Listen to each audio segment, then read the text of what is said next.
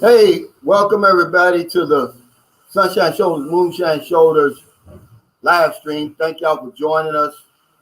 Thank you to the NTZ crew for what you do to make this a safe and respectable live stream. The few that's left. Hold on. This is my water, guys. Hold on, guys. Yeah, the few that's left. We lost half our damn NTZ crew, John. What's that all about? I don't know. Fine. Too big. But I tell you, we had Ingram Davis. We lost him, and he's a good man. I mean, I have a lot of respect for him. Well, I'm going to tell you what happened. According to them, I made a statement one time, and I wasn't talking to anybody in general. I just said, hey, some of you guys who got women over here, by the time you get over here, they're going to be with somebody else. Well, they took offense to that, I guess. I don't know, but I wasn't talking about them. Well, I don't do that on my channel. And I will say one thing: Ingram's girl, she'd be stupid if she gave him up. But I'm saying I wasn't talking about them. They took it as offense. I'm sorry, we're grown men, and I got enough real haters. Oh, yeah, to have my friends being haters now. Yep. Yeah, that's all I'm saying. But yeah, guys, LeVon White's on here. He ain't going nowhere. That's the real deal. JH. Jacob Tanjay, I hope he comes on here. I'm sure he will. Let's see what we got going on here, guys. And I apologize, we cannot play the theme songs because this stupid phone, man. But Skeptical Sorcerer, he says. I saw him. Have a great session, guys. There's been a lot of information about letting people into the Philippines. Hope you guys can clear some stuff being mentioned. Yeah, here's the problem. And I saw it on Dez's Hangout Haven, and I talked about this. When they're talking about international travelers, guys, they're talking about people who have valid visas. When they're talking about all these green lists and allowing people to get in and that, and all of that, they're talking about people with valid visas. They're not talking about tourists. When the Philippines finally opens up to us mere mortals, we'll be the first to let you know. Well, we won't have to be first, man. That will be front page news. Yeah, we'll let you know. It's not I guarantee you that's going to make the news over in America now. And you also have to realize here, I see the Senates and their Congress, they talk a lot, but things move very slow. So we'll see. Yeah, but there has been a lot of progress in opening up the Philippines and loosening up, which is good, travel restrictions and requirements and things over here. But yeah, as far as tourists, guys, you're not getting in here yet. Hey, Javier Lujan, checking in from South Carolina, John.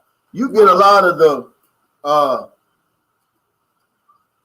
people below the Mason-Dixon line when you on here, John. But you're like what? What's West Virginia? It's considered a southern state. Is it? Even though I grew up 40 miles southwest of Pittsburgh, but West Virginia is considered a southern state by the U.S. government. Yeah. Well, let me tell you, though, Mississippi, Buck will appreciate this, Mississippi and West Virginia always are neck and neck for the poorest state with the worst education and everything else. Buck already knows he wore them same shoes all through high school. Well, at least he had a pair. Perry says, how can there be 2 dislikes already? People need to get a like. It's John's ex and my ex. Well, he might be right. Okay, John Wales, what's he got there? Okay, John Wales, I'm ready for your great story about the shooting. I want the facts, just the facts.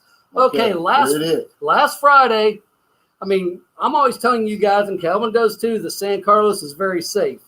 But I may change my mind on that because I'm all for telling the truth. Last Friday about 6:30, I was answering an email to Philip Cooper. I heard this big boom.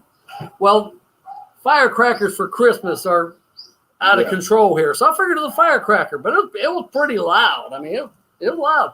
Well, my wife was in the back of our apartment. She comes and goes, what was that? I said, that's a firecracker. Don't worry about it. Well, she goes out, and right across the street, there's a guy laying there. And she comes in all flipping out. Oh, guy got shot.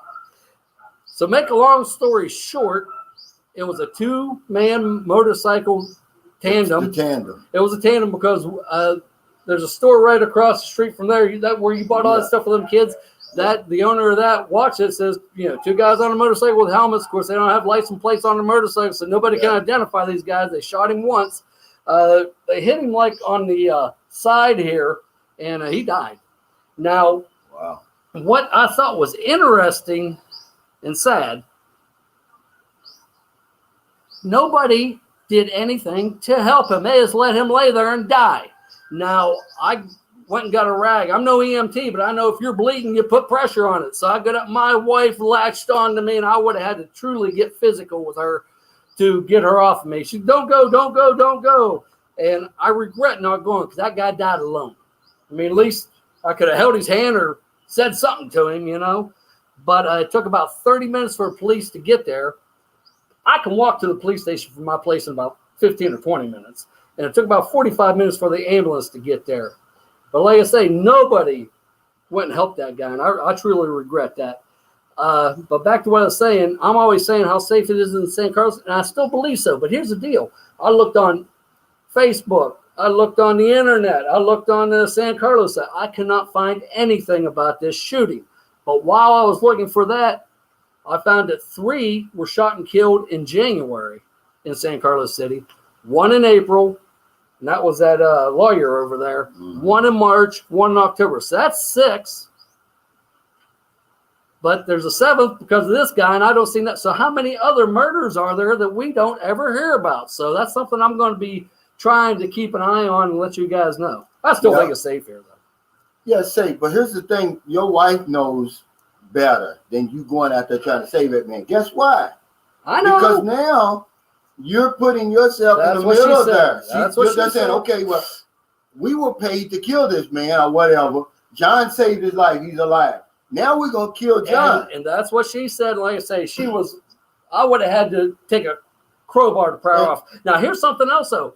The apartment right beside mine, there's 2 nurses that live there, and they didn't go down. I said, how come you guys are nurses? Why did you go down and try to help the guy? We're scared. Yeah. Let me, if y'all don't hear nothing else on this live stream here today, listen to this. Don't come over here trying to be a hero. And we talked about that before because I told John, I said, hey, the guy said, if I walk down the street, he said, Calvin, if you walk down the street and you see a man beating his wife, you better turn around and go the other way. Don't get involved in this stuff, guys. You don't really know the whole story. You don't know the culture. Don't do it, man. I know it may not seem the right way. I'll tell you what my wife said about that. She said if a married couple or boyfriend, girlfriend are fighting, the parents don't even get involved because it's their problem. But like I say, that kind of stuff's tough for me. But see, my mother taught me that, John, when I was little. Oh, really? Just stay out of it? Stay out of it, because the next day they're going to be back together. Now you got 2 enemies. Well, and that's something else. But my wife says, because if you go attack the guy that's beating up his woman, then the woman's going to attack you too. So, But just don't try to get involved in that because remember, we're an easy target, John. Everybody knows us. Yeah, but I'm saying you can get lost in these squatter areas. They can come right here, right now, and shoot both of us. There's nowhere to hide. Well, you can hide in them squatter areas in some places. Well, and like I said, if you have motorcycle helmets on, you have a motorcycle with no plates, they ain't going to know who did it. Now, the little bit, it's hard to get answers here on straight questions. So trying to find out why this man was killed, because he was not from my neighborhood. Yeah. I've come to the conclusion he was 65 years old. He had a younger second wife, and I think he was worth more dead than alive. That's just my gut feel. No evidence to back that up. Or it could be drugs. Drugs, because that's the only thing really that's going on, man, right now. Now, back to what I said, the 7 shootings in San Carlos, most of those were attributed to drugs. One of them was a surrendering drug suspect, and he got shot and killed. Yeah, well, like I said, you don't want to. I don't want to know because it's none of my business. It's Gregory Calhoun says, "Hey, Calvin, can you talk about Filipinos cutting off men's penis? That's crazy." Well, I got it from. I had heard one of my wife's friends I thought she was being funny. She said, "Yeah, let him keep that up. I cut his dick off." She said, "Right." So we get home and I'm like, "Was she just joking?" And my girlfriend said, "No. It happens here all the time, mostly in the province." I said, "Can I find it in the newspaper?" She said, "Yeah, but most of it never makes the news." Wow, like you said about that. I can't find nothing. But yeah, they cut it off, man, and it's prevalent in Southeast Asia. It happens so much in Thailand that they conducted a study to see why it was happening so much. Wow. But the lady here the first story I told you about. She said, they don't like womanizers over here. Well, she said, if I can't have it, can't nobody have it. And on that womanizer thing, I know an expat here, and I don't know if he was cheating on his wife or whatever was going on, but both that woman's father and brothers told him they were going to kill him. So, I mean, you guys want to come here and play games. It's not, I mean, you can get a beautiful, young, excellent Panay. But you go playing games, this might not be the place to do it. Yeah, you might just want to just stay single for a little while, guys. Don't be like me and John. John said it like him. I've never been single. I haven't either. Man, that's the worst thing I probably did. It's almost impossible to stay single here, though. Yeah, I know, but hell, at least go somewhere. I spent my first 2 weeks in Moncton, of all places. I spent my 2 weeks in Southern Lady in the jungle. Yeah. But hell, at least you got outside the airport. I was in spitting distance of the damn airport. Imagine that. How crazy is that? Now, this doesn't happen to me every day. But, I know Calvin was talking yesterday about we don't have the first pick of Filipinos, and that's true. But the first picks, a lot of them we don't want. They're usually the pasty white ones that look sick. But last week after the live stream, I was walking home, and I was fairly sober. After I got past that place that has the food down there, I saw this young Panay. She had on a skirt, so she was probably maybe on her lunch break. That was about noon, so she probably worked somewhere. And she was probably 25-ish, and I saw her. I said hello, and she gave me the hello. So I asked her, how you doing? She goes, I'm doing fine. How are you doing? I said, well, I tell you what, I'm doing pretty good for an old, fat, ugly man. She looked at me and said, well, you're not old, and I think you're guapa. So right there, here we go, guys. Yeah. But, I got a good woman there, and I just thought to myself, what am I doing here? So I made a little small talk, and I said, well, I have to go. And I tell you, this is what she did. Her look on her face was kind of, it was disappointment. So, but that doesn't happen. Probably a part of that 2.5 to 3 million. Oh, yeah. That's a lot of women. Oh, yeah. And the guy had to remind me, he said, Calvin, all you need is one. If you're Joe. And that's all we need. That's right. So that's a lot of people. Yeah. 2.5 million? How many's in your hometown, John? How many people? That's more than's in Louisville, Kentucky. That's like having a whole city of women. And like you said, 3.5%, but would it maybe be 8% if they had access to internet and everything else? Because a lot of these places don't have any internet. Only 45% of Filipino adults have access to the internet. Now, it's less than that in the province, 34%. Now, I was in my wife's village, and I talked to the kids down there, and I'd bring them lollipops. Well, this 12-year-old girl, I was talking with her, and she said her goal was to marry a foreigner when she got older. That's part of it. That's part of it. But and remember, I wasn't disparaging or discouraging anybody. No. I'm just telling you. There's plenty. I was addressing the attitude, John. And I agree with you. That 100%. men have. We think that we can come over here and have any woman that we want. It's not true. Can you have a good one? Will you find a good one? I did. I'm living proof. John did. Many, many men have. But if you come over here with that attitude that, every woman wants me, and any woman you see, you're going to run up on her, you're going to get your feelings hurt. And you don't want that over here. You want to have a positive experience. But if you're like me, like I say hello. You can tell if it's a hello or a hello. Well, just go to the next one. But we had Cliff and Rue on her. I tell you what, I thought she was cute as a button. Yeah. She looks like my first Lady Troy. They were on here. Kyle Deadman, Daryl and his wife. These guys got beautiful women, guys. Simply Akis. I think she's gorgeous. They said you're a chick magnet, John. Yeah, right. Well, we all are to that 3.5%. That's right. That are actively seeking a foreigner. And like they I say, put it out there. It's not something me and John is saying. This has been going on before we even thought about coming to the Philippines. And that doesn't happen to me every day, but it does happen. Early curly. Is that early curly? Early curly. I like that. Calvin, I love Brother Buck, but I laughed so hard on that last show. I tell you what, Buck is my new hero. I can't wait to meet him. We're going to have fun. Yeah. Will Rose said players don't get feelings hurt. Yeah. Well, that's because you have to have feelings first. Yeah. Yeah, that's a good one. But most of the guys on my channel, man, we're just regular guys like me. We're not chicks boys at home, so we're not gonna be chicks boys over here. You know, a lot of times you don't confront a woman because what? You're afraid of getting rejected, right? Is that why you don't go up to these? But that's never bothered me. Well, I don't care. In the home it has, but over here it doesn't, because you know eventually you're going to get one of those, hello. And then, you know, there you go. I'll tell you what Calvin was talking about when we were at McDonald's there, and that girl was very, very attractive, but she did have a tattoo, which is a red flag to me.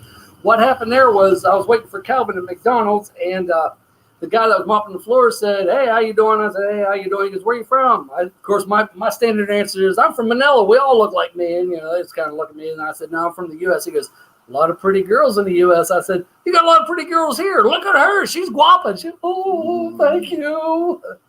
He says, fellow traveler, said, "Calvin, are you stirring the pot today?" Always. Stirring the pot? Always. We both do. Well, if the truth is stirring the pot. And actually it is. Yeah. That's fine. That's what it is. Yeah. A lot of us want to be zombies and just, you know, we don't want to be woke up. Remember I gave you the analogy that my friend told me. He said, it's like, he said, "Calvin, be careful telling people the truth." He said, because they won't like you for it. He said, it's like they're eating spaghetti in the dark and you cut on the light and they find out they're eating worms. They're going to get mad at you for cutting on the light. And see, there's a lot of truth to that's that. the way people look at me.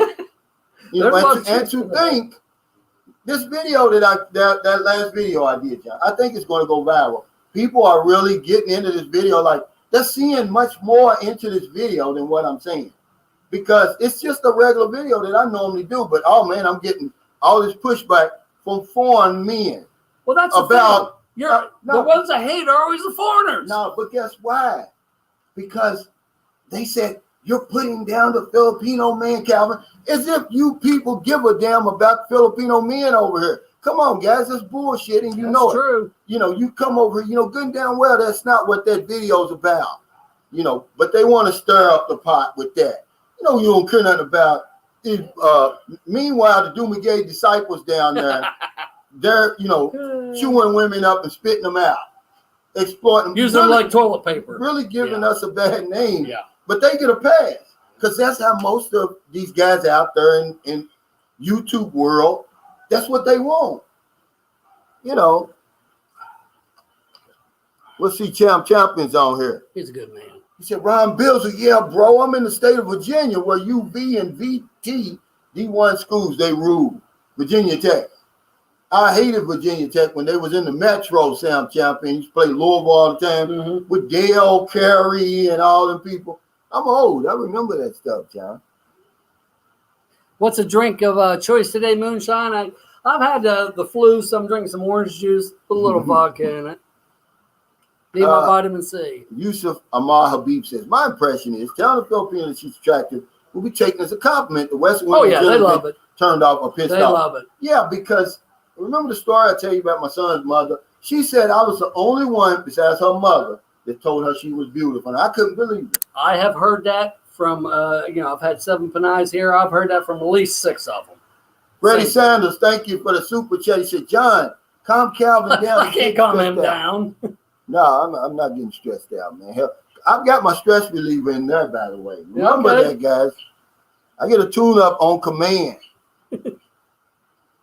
Hey, Joseph Rutherford, he said, "Lamar put it to him Monday night." Yeah. Has the NFL scouts ever been as wrong about a player as they are about Lamar Jackson? I mean, they really missed it on him. But meanwhile, what about Tom Brady? They missed it on him. Yeah, they missed it on him too. Goodness. That's what I'm saying. Good answer, then. Yeah, that's about it though. Because he went in what, the 12th round, the 6th round, or something like that. But Tom Brady didn't win the Heisman though. That's true. See? That's true. But anyway, meanwhile, people from Louisville, Kentucky, who watched Lamar Jackson for 3 years, we knew this was coming. You can't stop a guy like that consistently, John. I'm sorry. But, John, what are you drinking? Is that vodka, John? Yeah, vodka and orange juice. Vodka and orange juice. Hyde Sneed says, "Calvin, I heard the quarantine is lifted. Is that true?" They're proposing it for certain. And they'll probably talk about it for 6 months. I mean, green list how it works there. Countries. they're proposing it. But what's the green list countries like Yemen and places you never heard of before? They got a few like crazy. America, Samoa. Yeah. Not America, Guyana. but America, Samoa can get in here. But it's not official yet. I don't think. But, when they start proposing for fully vaccinated people, because to me, it doesn't make sense anyway. If you're fully vaccinated, then what's the point of getting fully vaccinated, John, if there's no benefits to it? Well, so you don't die is why I got it. That's why I got it. Gregory Williams, he said, hey, Calvin and John, what made you go to San Carlos to live? My girlfriend lives here. My girlfriend's 24 kilometers, like 12 miles south of here. And this was the closest, biggest city. That's why I chose this. She lives here. And I just came here and fell in love with the place. When I seen the Airbnb, I stayed in Joy's place. I was shocked. I was like, man, this is nice. But guess what? She don't get no business because this is not a tourist area. So for any of you guys think about opening up Airbnbs, don't do it unless you're in a tourist area like Cebu, Manila, Dumaguete. Even there, I think you would be hard pressed to make any money. Not on the Airbnb, man. It's booming over here, John. John, what's the name of some of the beers here? San Miguel is the beers. One of theirs is Red Horse, which is a malt liquor, which I don't particularly care for, but I drink a lot of. It's very available. San Miguel Pale Pilsner is a very good lager. They also have a Golden Eagle, which is a little bit less. You can buy Heineken here, and you can buy Tiger. It's another malt liquor, but it actually tastes pretty good. Hey, James Lyons, a.k.a. Buck. This is Buck. I didn't know it was his name. I'm like, what? Oh, I didn't know who it was. Buck. He's got a nickname, but Buck. What's that mean, Buck? Calvin, all the NFL busts, the scouts are wrong more than they are right. Yeah, and they get paid all that money, too. Hey, yo, Yetsy. I don't know what that means. Yada, hey, he said, Sunshine, Moonshine, nice to finally meet y'all. Well, Sean, thank you very much. He says, what kind of music do you like, John? I like old rock. Like what? Led Zeppelin, Leonard Skinner. I like a band called UFO. I mean, all the old rock. John, do you like John Denver? No. You didn't like John Denver? No. I tell you what. What about Elton John? Elton John, I like some of his early stuff. Yeah. Like what?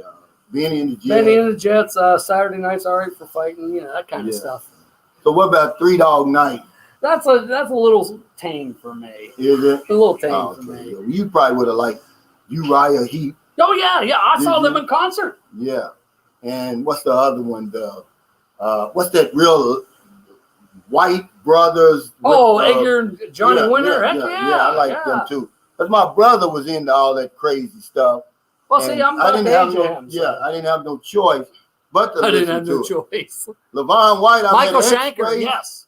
COVID booster and the flu shot early morning. Have a good day, everyone. All right, brother. You ready then, John? He's ready to get on the plane. Can we go back up to Janis Joplin? Yeah, yeah. But can we go back up there? Michael Shanker, somebody talked about UFO with Michael Shanker. I tell you, check out some of their newer stuff with Vinnie Moore. Oh, my God, it's good. Oh, Seth's Travel Vlogs is on here. Yeah, good to see you, We're going to try to get on another panel, John, and put on the hot seat. And you're going to get Des, too, I hope. Yeah, I think they both live in the same area because they had problems with the internet. Okay. I think that's called infrastructure, Jay, if I'm not mistaken. Hey, Sean Moore says, Sunshine, if I was a blind man, I'd swear I'm listening to Samuel Jackson, except without the MF. Somebody else told me that. I can't hear it, John, but somebody else told me that. I sound like Samuel Jackson? Me, says I do. Oh, okay. Crocodile Rock was a good one. But that wasn't bad. Was that Elton John? Yep. And that wasn't one of his best. That was kind of like a 50s song almost. But yeah. I heard Benny and the Jets. That was the first one I heard by him. And then probably all on that first album. Goodbye Yellow Brick Road and all that. That was a big one. Yeah. Somebody saying, do you drink the gin in a white bottle? CJ brought a bottle over to my house. Of course, he drank most of it. But, that's a Gilby's or something like that. And I thought it was that something you said get sick. Oh, GMS Blue. Don't touch it. That's what they're talking about. That's what he's talking about. That stuff it's cheaper than beer. 115 pesos, and, it makes me sick. I'm sure there's something I'm allergic to in it because the Southern lady, they loved it. They drank it. Every time I drink it, I get sick for like 2 days. Yeah, Grand Funk Railroad. Oh yeah, I'm an American band. He said Grand Funk Railroad. Oh yeah, great. Hey, big brother, what's up? Calvin, what's going on, big brother? He said the women was chasing him, John, in Cebu. Oh, I believe that, but only the 3.5%. Yeah, and only 2 million. Yeah. It's great here, guys. I'm telling you. Yeah, it is. Like I said, when I was staying at the Axis Pension House in Lapu-Lapu, if Simply Happiness, that my German friend, if he's on here, he can vouch for this. But I told the staff there that I was single when I was looking. Within 2 or 3 days, they had 3 or 4 panais for me to interview for potential mates, and 2 of them had their own businesses and stuff. Yeah. Yeah, I said John loves the Spice Girls and NSYNC and Justin Bieber. John probably don't know who that is. Do you know who Justin Bieber is? Yeah, unfortunately, yes. Ray B101 says, I called Anthem Blue Cross today, and the coverage is worldwide, including Philippines, for your information reimbursement. What kind? But you got to understand, here's what you got to understand, Ray B101. They may reimburse you, okay? But will the Philippines accept it? That's the thing. Because you get in a hospital here, if you can't pay for it, they won't let you out.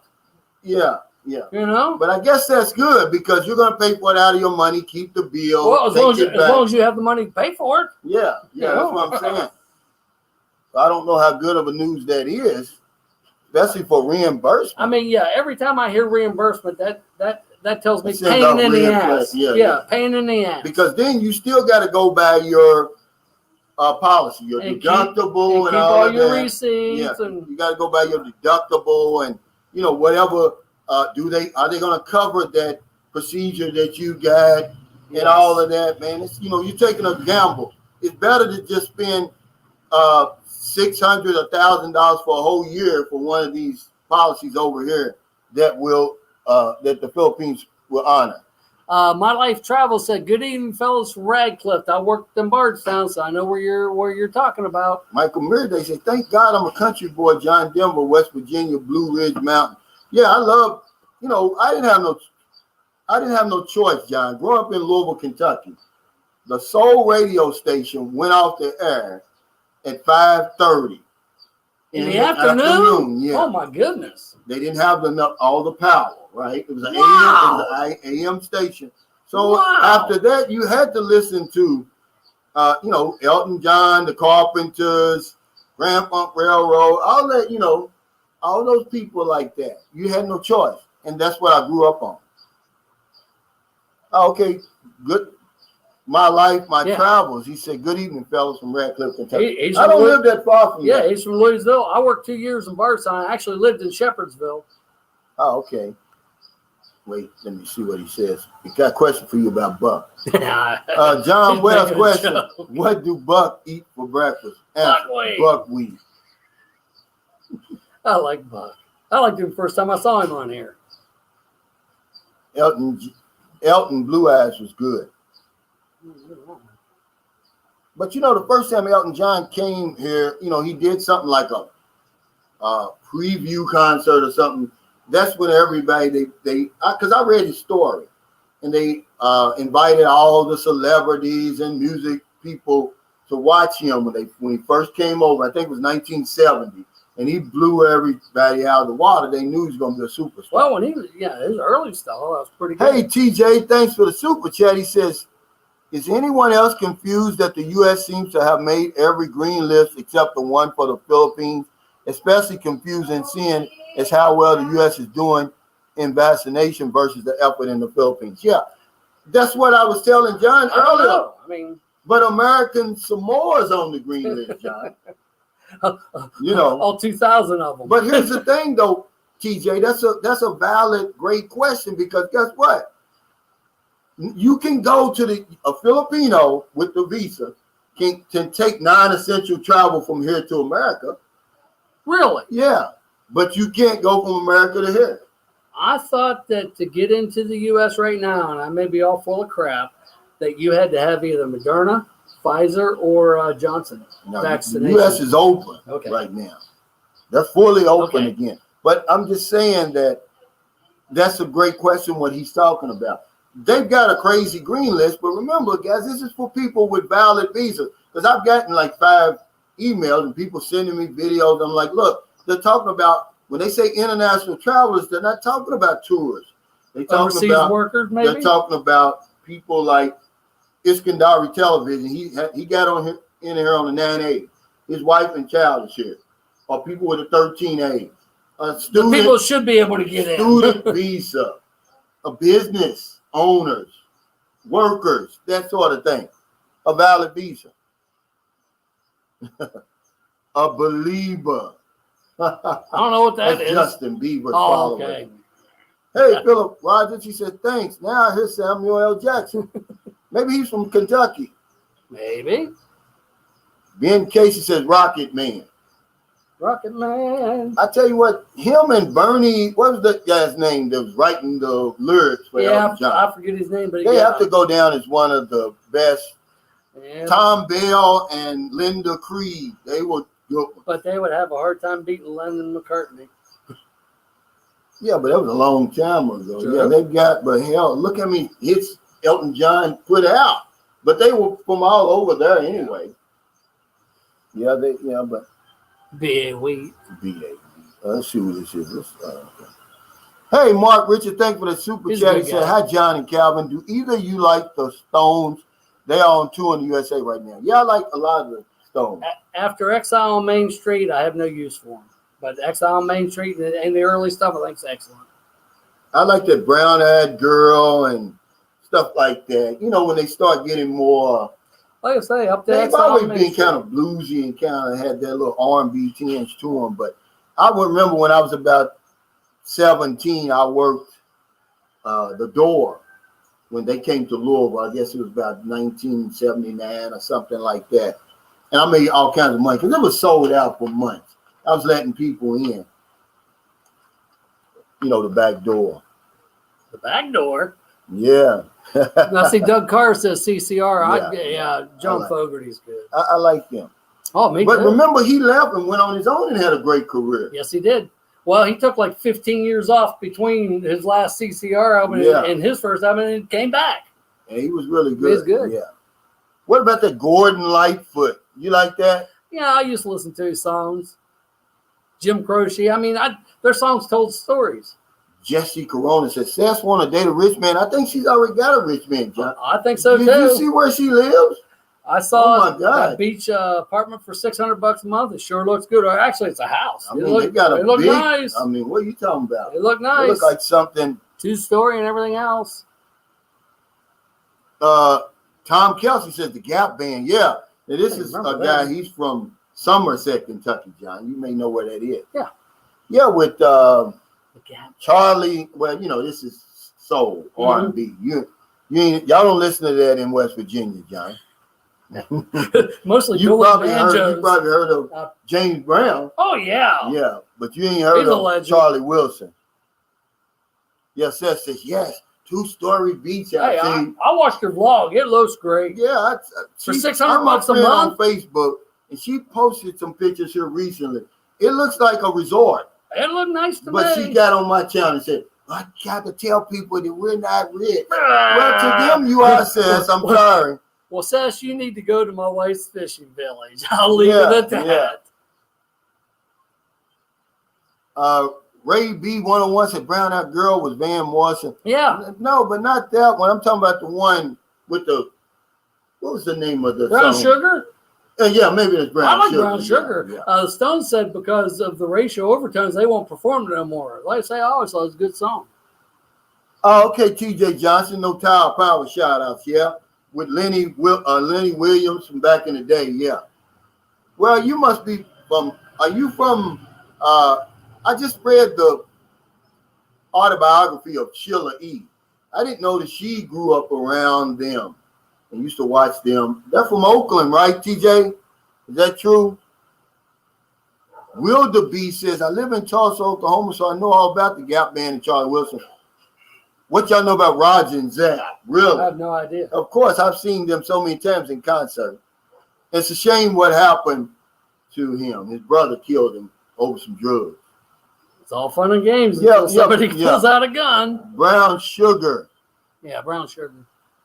Yeah, is the name of it. Yeah, Ron Bizzle, KC and the Sunshine Band. But I saw them in 2000. Let's see. I want to say me and my brother went to see them. They came for a Derby concert in Louisville. They still sound good.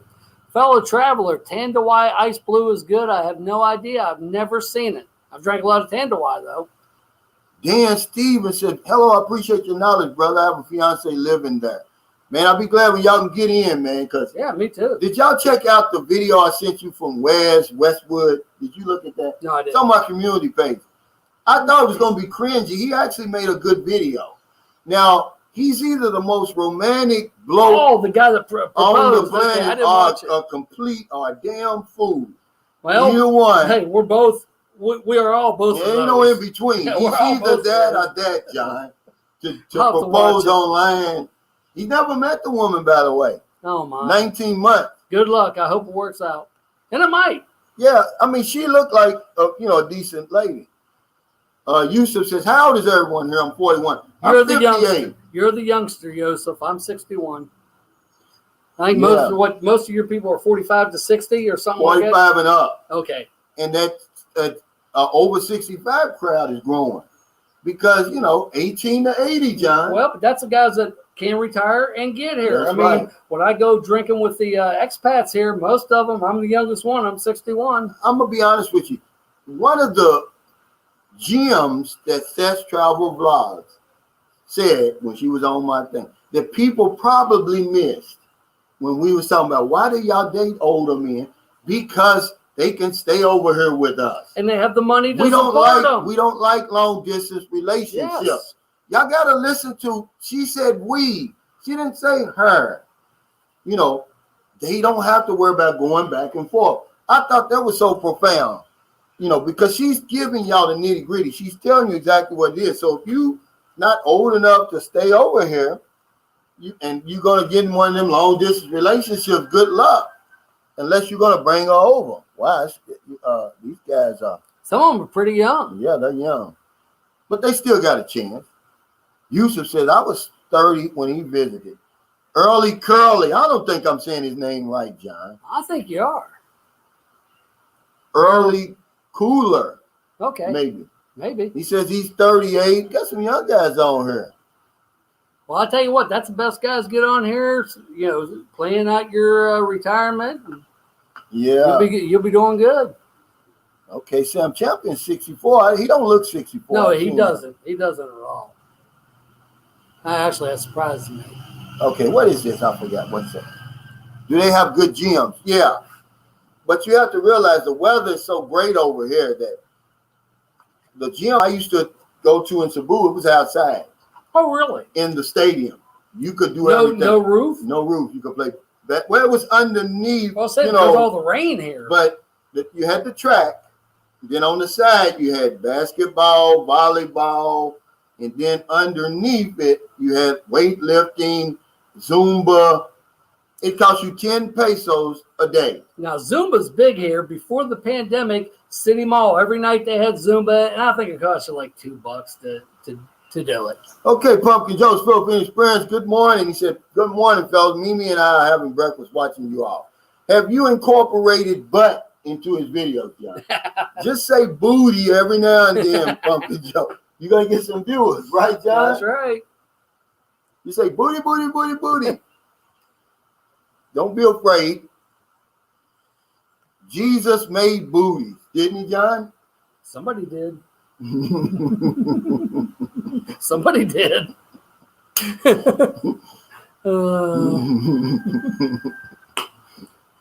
Same. Yeah, we are. Yeah, same. Harold Teal 61.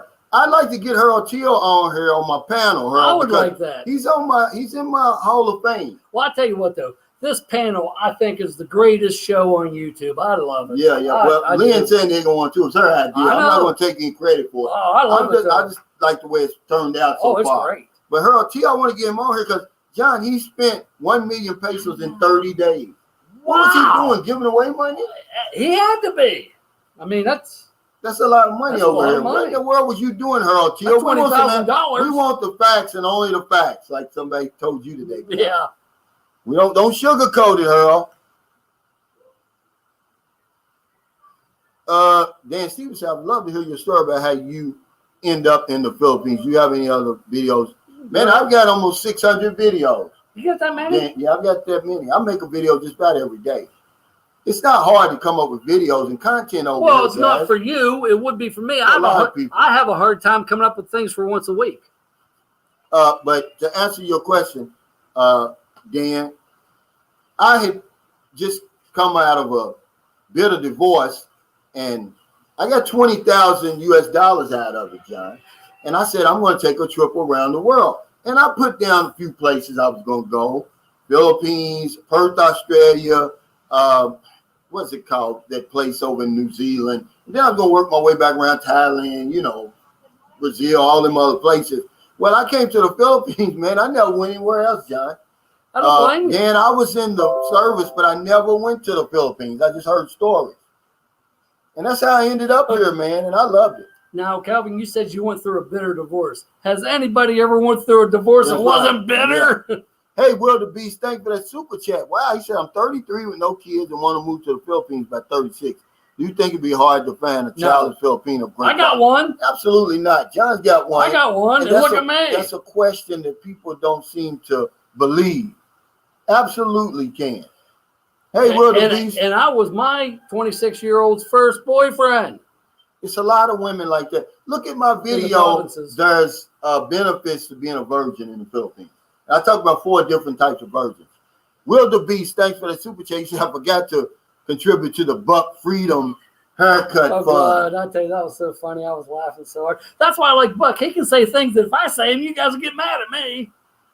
The lucky fella says the Fantastic Four. But people got mad at me, the lucky fella, for that.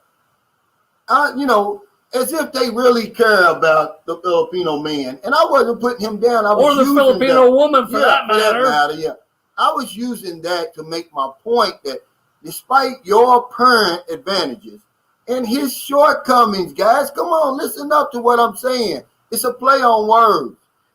They made a big deal of, you putting the Filipino man down. Like you really care. Well, send him some money over here because they're struggling. I'm just saying, guys, come on with all that foolishness. Hey, Daryl, 4 more. Thanks for that super chat. Now, was that Daryl? Was that Daryl on the live stream? Yeah, it was Daryl. I tell you what, Daryl, you got a beautiful wife, and I really enjoyed you on the live stream. Yeah, he don't sugarcoat. I thought that was him. He don't sugarcoat, and he wasn't afraid to say, "Hey, he got screwed over by that lesbian." And I tell you what, that's why I like this panel so much. You get real people on there telling the truth. It's not just me. They're validating a lot of what I'm saying. I want Buck Bubblehead. Well, that's what they were calling him. Call me a candy cane. John's a big 5'10" candy cane. I'm a bobblehead. But Belize and Edwin said, just take care of my brother. Hey, thanks, man.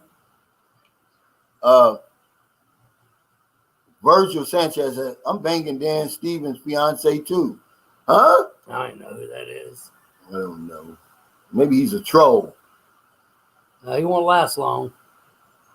Harold Teal, we need to talk, brother. How did you spend $20,000 in 30 days? That's a lot of money. He's in my Hall of Fame, man. Or Hall of Shame. Yeah. Okay. J8 said, Calvin, who builds a crap house next to a snack bar? But it's the same thing as building. Look at my Jordan Rules video.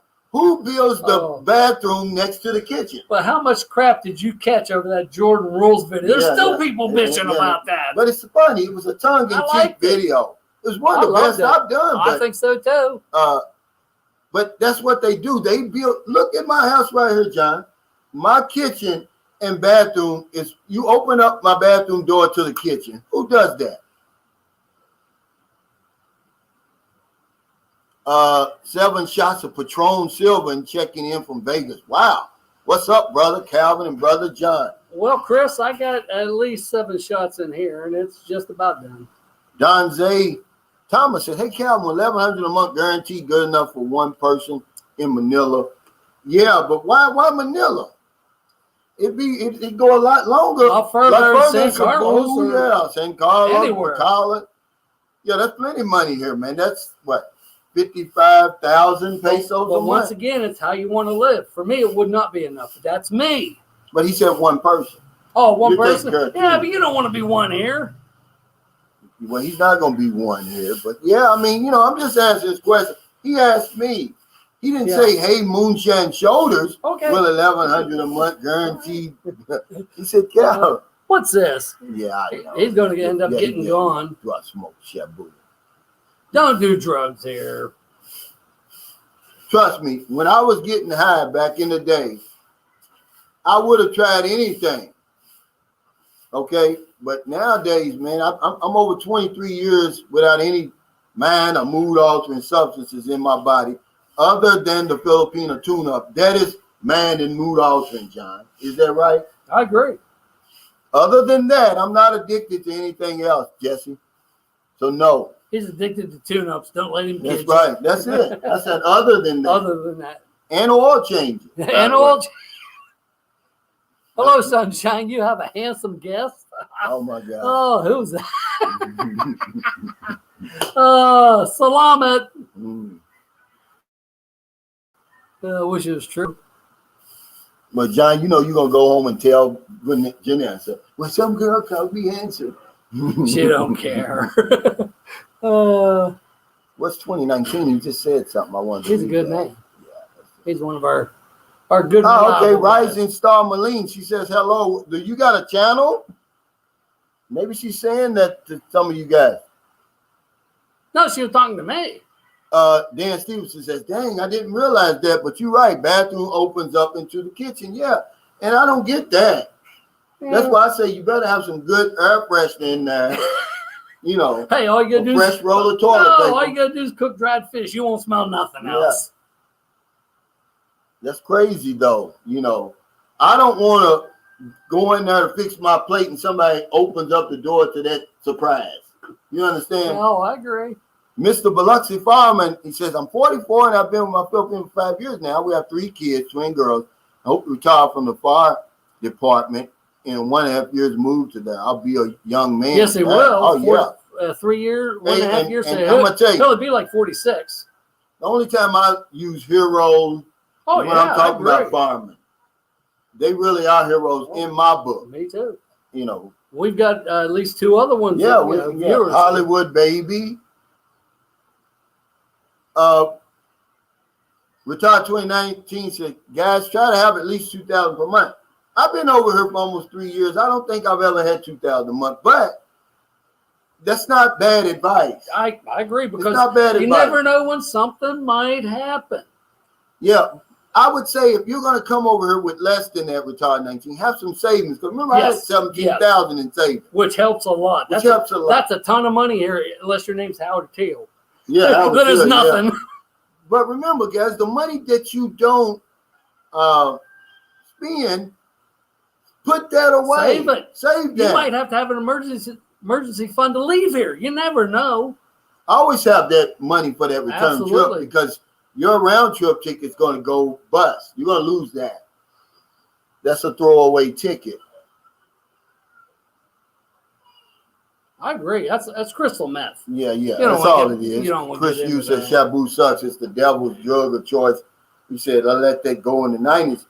See, when I first went into recovery, not in 98, but like in 92 or something like that, to save my job, it was guys in there smoking methamphetamine. And I was like, man, I never heard of it before. They said it was the poor white man's cocaine or something. What I've heard too. This is what I'm saying, guys. That's what I've heard. That's what they told me in treatment. I'm not trying to be racist. No, I've heard the same thing. He says, A Ray B101 said, after my first coffee, where do you think I go to the CR? With a newspaper? You don't want to open up that door then and she's making an egg sandwich, do you, John? Unless it's dried fish and you won't smell anything anyway. Yeah.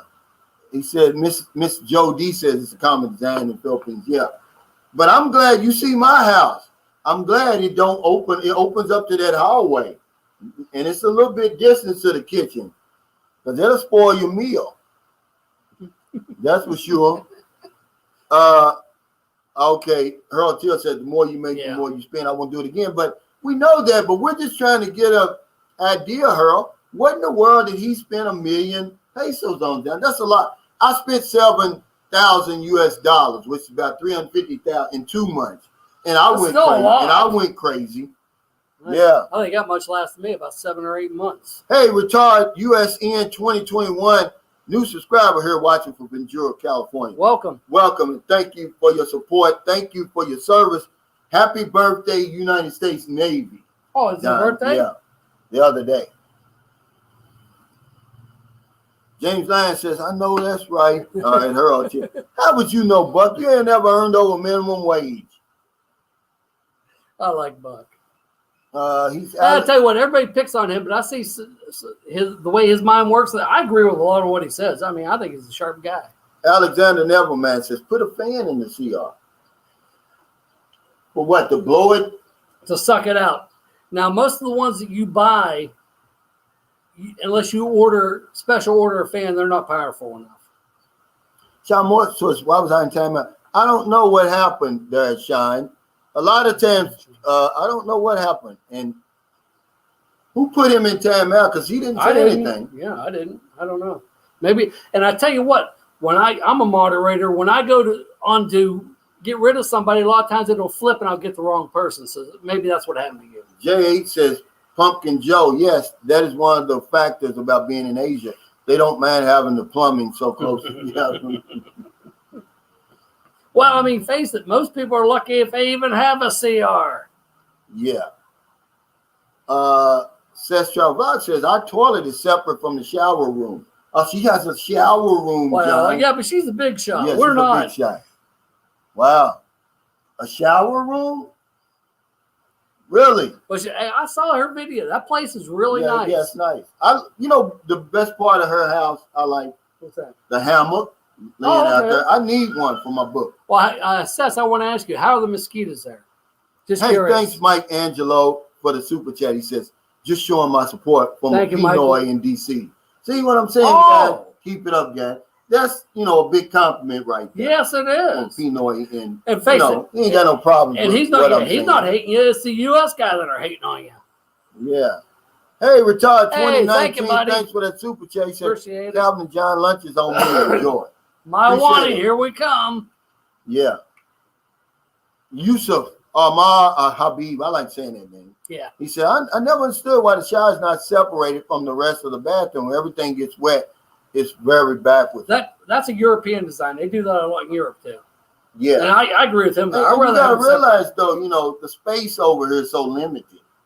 It's not like over there. But I think that's why it's the same way in Europe too, because the houses are small there too. The space is premium over here, guys, and I haven't taken a bath in 3 years, John. I've taken a shower, but not a bath. Yeah. Hey, Walt Mosier, thanks for the super chat. Said, hey, got any info on expats using prenups? I'm not asking about opinions about them. Just do you guys know if others have used them and the Philippines have a problem? Well, my wife's her first cousin, she's married. They're living in America now. He's got a prenup. She didn't have a problem with it because she knows now she's already reached that 5-year limit. She's going to get something of the money that he's earned since they've been together. Okay, that's part of it. Now, the money that he had before they met, that should be separate. Should be separate. Good. But yeah, he's a big time businessman. She's going to get something, guys. And don't remember, Walt. My whole philosophy is don't try to starve the girl out. I agree with that. It's just it's going to be your wife. Give her something, man. Hell. I'll give you my opinion on that, Walt. I've known about 3 or 4 expats that had prenups. Only one of them didn't work out for him. Yeah, because y'all don't understand that a good lawyer, which she's not going to get a good lawyer, but a good lawyer can fight that prenup. And we have laws here, but it depends on where you're at and who knows who. And Well, he's talking about in America, I guess. Oh, okay. Well, if it's in the U.S., yeah, that might be different. yeah. But still, even in the U.S., they can fight it. Yeah, they're going to fight it. You might win, but it's going to cost you, $80,000 to fight it for 5 years. But yeah, by all means, guys, protect, your assets that you've had before you met her. But once you meet her, even if it don't work out, hell, give the woman something. Man. We can't get something for nothing. Hey, Will Rose, thanks for that super sticker. Let's see what he says. He says to all the donors that support the channel, big ups, Calvin. Good dude. Thanks, man. I appreciate that. And I never take it for granted. That's why I do videos every day. I try to talk about things that I know is going to help you. I don't take this stuff for granted, man. It could all end in one day, guys, believe it or not. But the one thing I'm glad about in the Philippines, they don't have the council society. Do I agree with what happened to John Gruden? No. You should counsel it when it happens. Don't wait all these years later. I agree with that, too. I don't agree with that. Yeah, somebody come one, yeah. My mother always told me that it's easier to deal with people when you know where they're coming from. At the time. Well, when you know where they're coming from, instead of somebody that's smiling in your face and behind your back. Yeah. Let me know who you are. Like, who said that? They said, what's the Angela, what's the poet? She says, believe people when they show you who they really are. Mm-hmm. Believe them. The first time, brother. But they do have a class system here, and I don't always agree with that. My wife, there's a 15-year-old domestic helper that lives over a few streets over from you. My wife asked her to go walking with her. They went to Gasano Mall. This poor 15, first of all, she looks like she's 10. She looked at my wife and said, I can't go in Gasano Mall. My wife said, why? She goes, I don't have no money. Now, this here is sad shit. So my wife said, you don't have to have money to go inside the mall. You can look around, and you don't have to have money. You can see something you like, then you can save up for it. She goes, I can't save anything. I have to send all my money home to fix my family's house and a roof. She makes $50 a month plus room and board. I mean, this is sad stuff. Seth Trout Vlog says, we decided to live in a place like this than keep visiting resort during the pandemic. And it's smart, and I'm not knocking you when I say that. I'm really serious. That's a nice place, John. Oh, I know, I saw it. They're living really, really good, and I'm not knocking that. No, live your life. That's why, when guys say, hey, can I live off this, and say, can I live off that, I always tell them, well, it just depends on what your lifestyle is. What you want. Everybody's different. Budgets are like assholes, guys. I say this all the time. We all got one. Some are tighter than others. It's just the truth. J.H. says it's always better to deal with the devil you know versus the devil you don't know. I'd rather people just be honest. That's right. But to come back 11 years later, I agree with that. And father, man, and put counseling like that. Some of this stuff is getting ridiculous. There should be a time limit on this. The people change. I mean, if they're gonna fire him, what about the people he was talking to? They don't get any. Who was he sending the emails to? Yeah, and Mark said that's reality of the Philippines. It is. It's sad, but it is. Daryl says, yeah, Mayor Angelou said that. Yeah. Believe people the first time when they show you who they are, John. I take everybody at face value until I learn differently. Jackalope Music said, if I hired a helper in the Philippines, what would be fair pay for each day's work? We've got one in here. Okay, she was being paid $2,500 a month, like $50. About $50. We're giving her $4,000 per month. That's $80 a month, plus room and board. Now, when my wife worked, but she's a working student. I saw her though. That's a lot. Oh, she's going to school then. Yeah. See, this girl I'm talking about, she don't even go to school.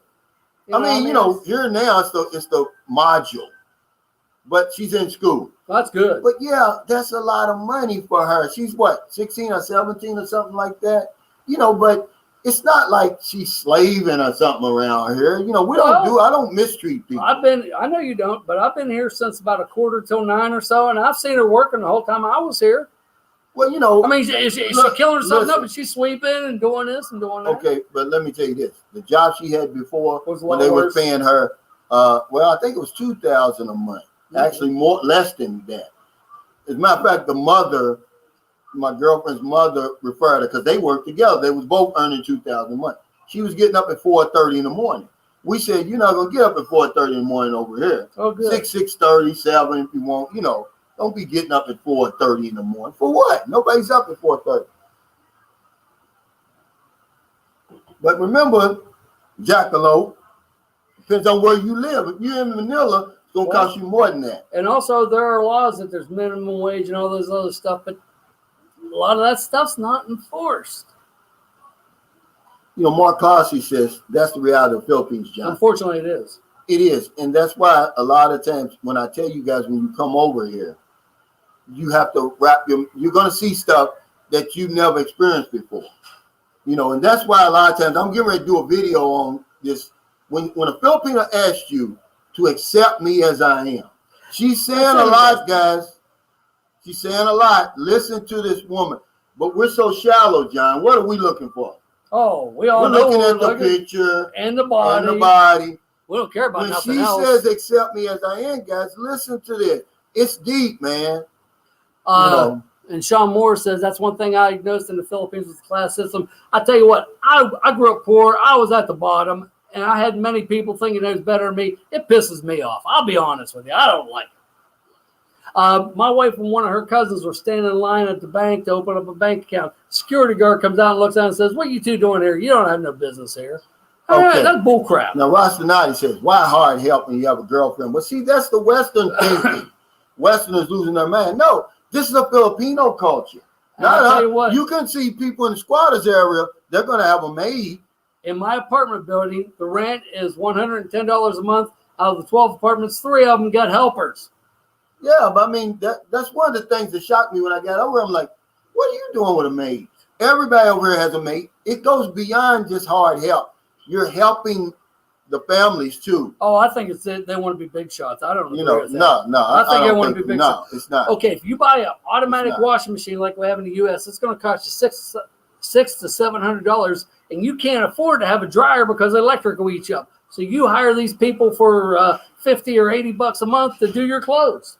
Yeah, but see, the thing is, John, I know for a fact they're not trying to be big shots. I know for a fact they're helping them because when I was down, I lived in the squatters area, and the mother would hire somebody to do the clothes that she normally would do herself, but she'd hire just so that the people, they would come knocking on the door. Well, I mean, if you're doing it to help somebody out, that's most fine. Most of the people are, though. It's just like a tradition. Well, I'll tell you what, we just don't help each other over there. The people in my apartment building, I don't think that's. I think they just want to try to be big shots. That's my opinion. Brian Nichols said, "What they mean, accept me as I am." It goes deeper than, "Oh, I'm poor." I mean, when you come over here, don't be making fun of the way I live, the way we live, what we eat, how I dress. It goes deep, guys. He might be right because I've seen that many times, and I had no idea what they were talking about. But when Calvin said that this morning, you might be right. That may be it. I asked my girlfriend because I always wondered why all these women got that on their profile. Because my first thought is, okay, yeah, I know you're poor, I know you're struggling, but it goes deeper than that. That may be it.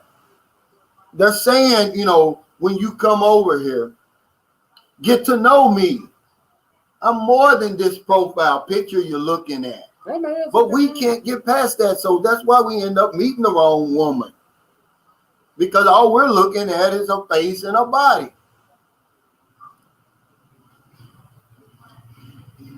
Yeah, see, he says, correct, brother. The maid helping her family and you helping her. That's how it is. It's really what it's all about over here. Not about being a big shot. Is your maid related to you? No, he's saying the maid is helping her family. Oh, yes, I agree with that. And you are helping her. Yes. That's what she's saying, John. Okay, remember, now a lot of times they don't even have to be hard help from outside. You saw the little girl across the street. Well, and I think that's awful too. That's awful. That's awful. What that's doing. 12-year-old girl and they work her like a dog.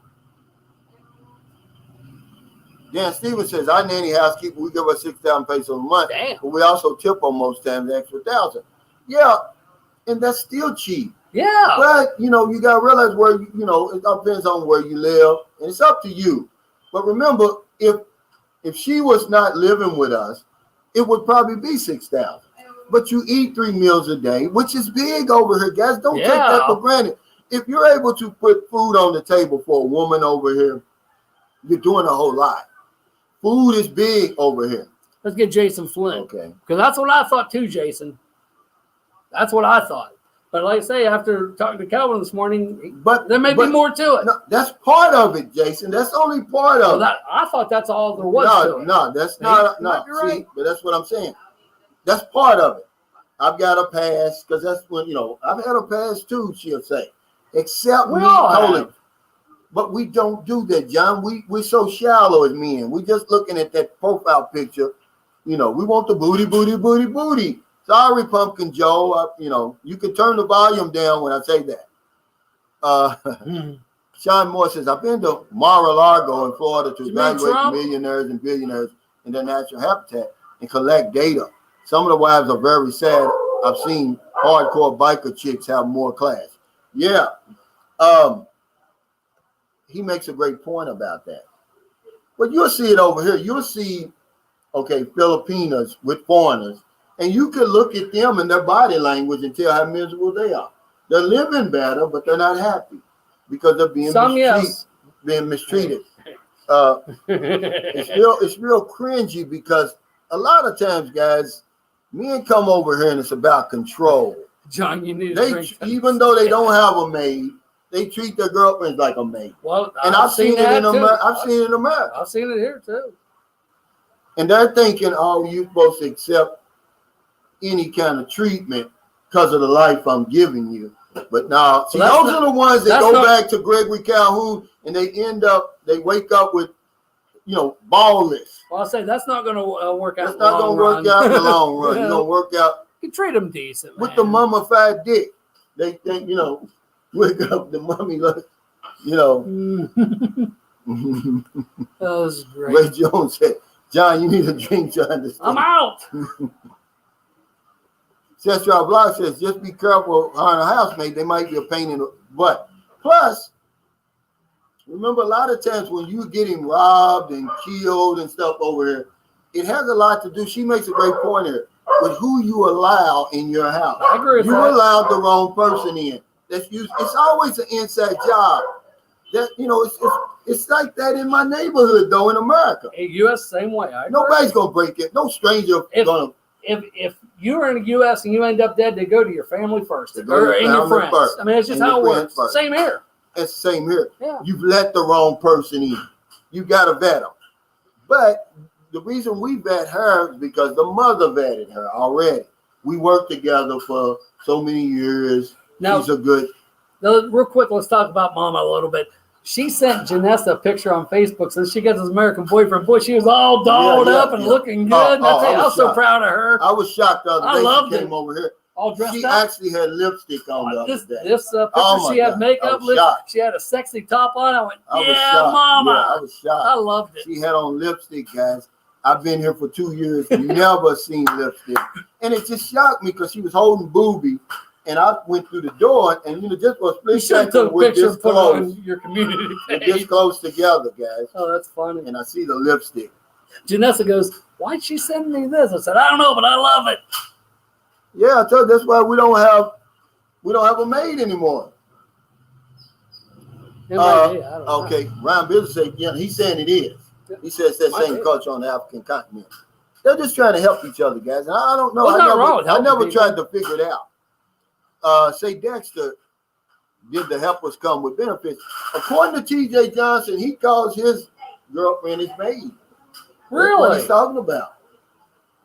I don't think it usually comes with benefits, but I may be wrong. It could be. But that's something you just have to work out. Can fully vaccinate people in the Philippines without quarantine.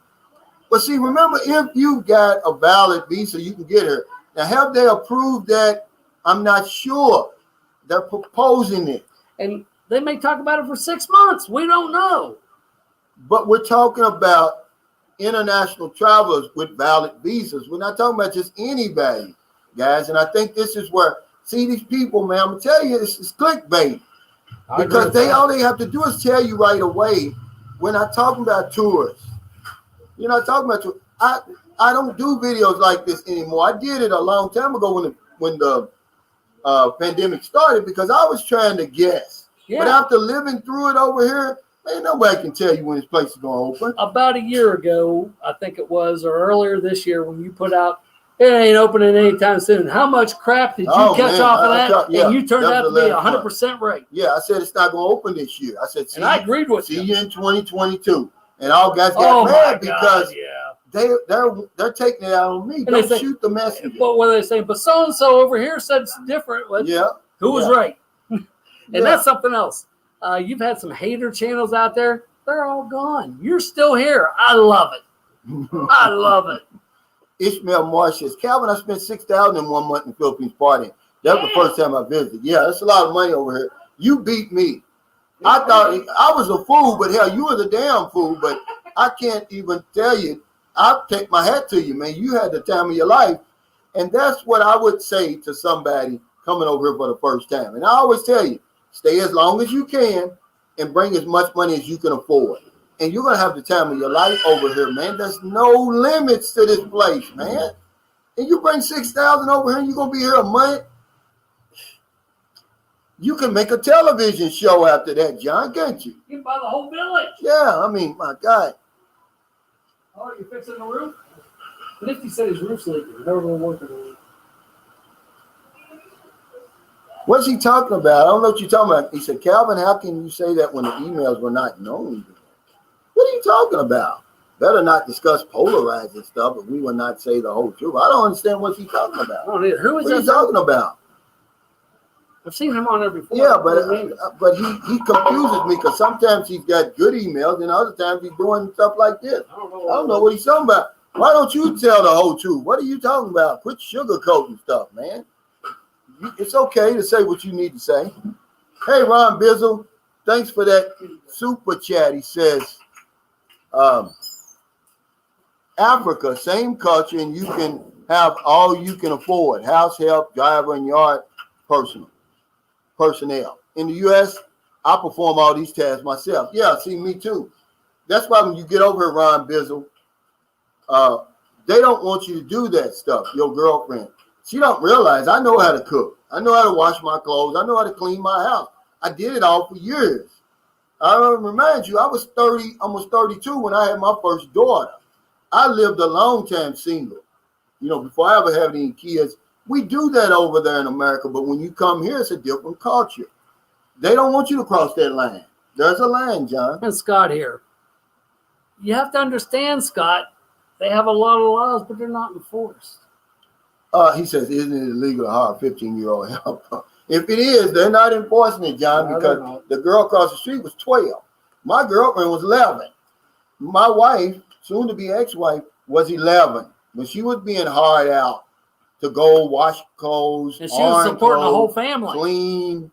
You know, it's just, you know, we're living in a whole different world over here. Life is hard here. It's very hard for some people. It depends on who you're talking about. But this guy, he's getting pretty technical. He said, how can you say that when the emails were not known then? You got me on that one, brother. Hey, Griff 615, thanks for the super chat. Thanks, buddy. You're exactly right, Mr. Calvin. My wife said her sister would hire the nephews and nieces to help so they can take care of their own family. There's nothing wrong with that. Them. Yeah. That's what I'm saying. It's to help people. They're not trying to be a big shot. Well, no, but some are, because my wife worked as a maid. One family was a Filipino family. She said they treated her great. They ate with them and everything else. She had another family.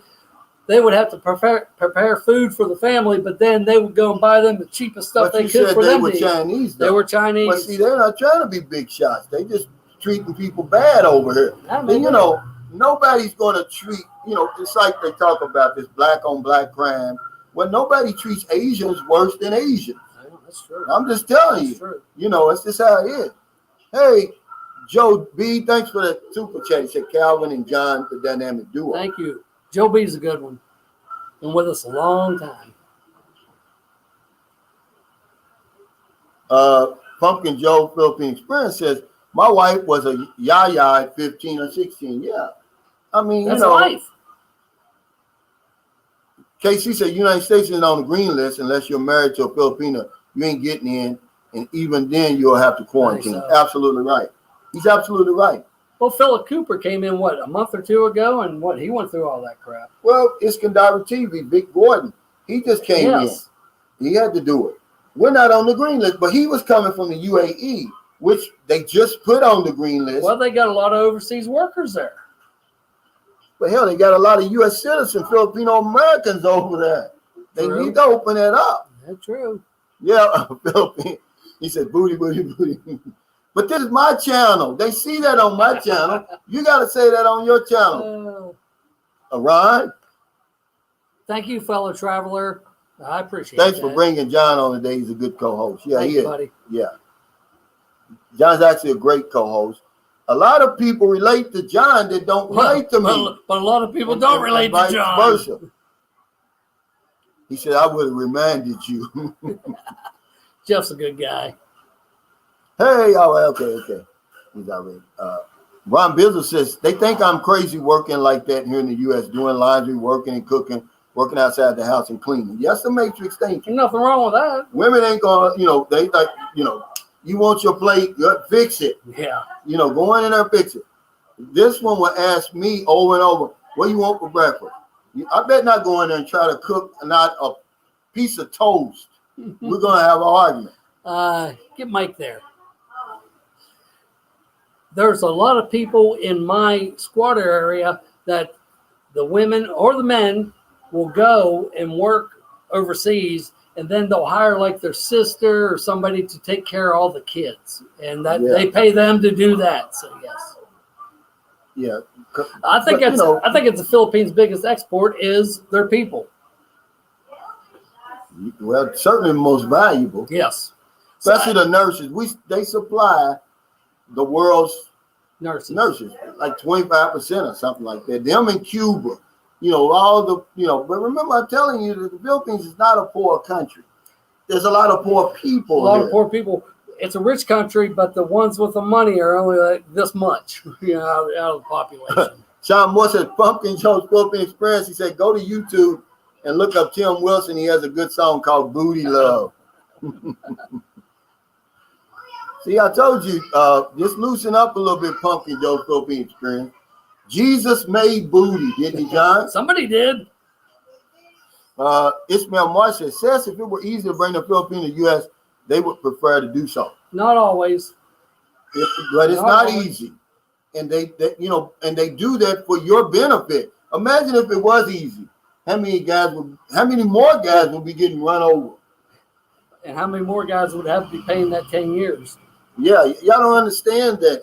Okay, there's one of my subscribers. I'm trying to get him on the panel. He's been with his Filipino wife for 38 years, John, up and down, right? He sent me a good long email. Don't you know when he brought his Filipino over, there wasn't all those restrictions. He said he was at work in break room, and he had a free magazine they would send him. He looked through the catalog, picked out the one he wanted. Oh, real mail order. Yeah, real mail order, and they would, communicate, pen pal. And he's never been to the Philippines. Wow. I said, now it's so different. You have to have seen the Filipino within 2 years, everything. You have to prove the legitimacy of the. I want him to come on here and talk about the way it used to be. I would love to see that. I see my son, John W. is on here. Hi, Dad. Hi, son.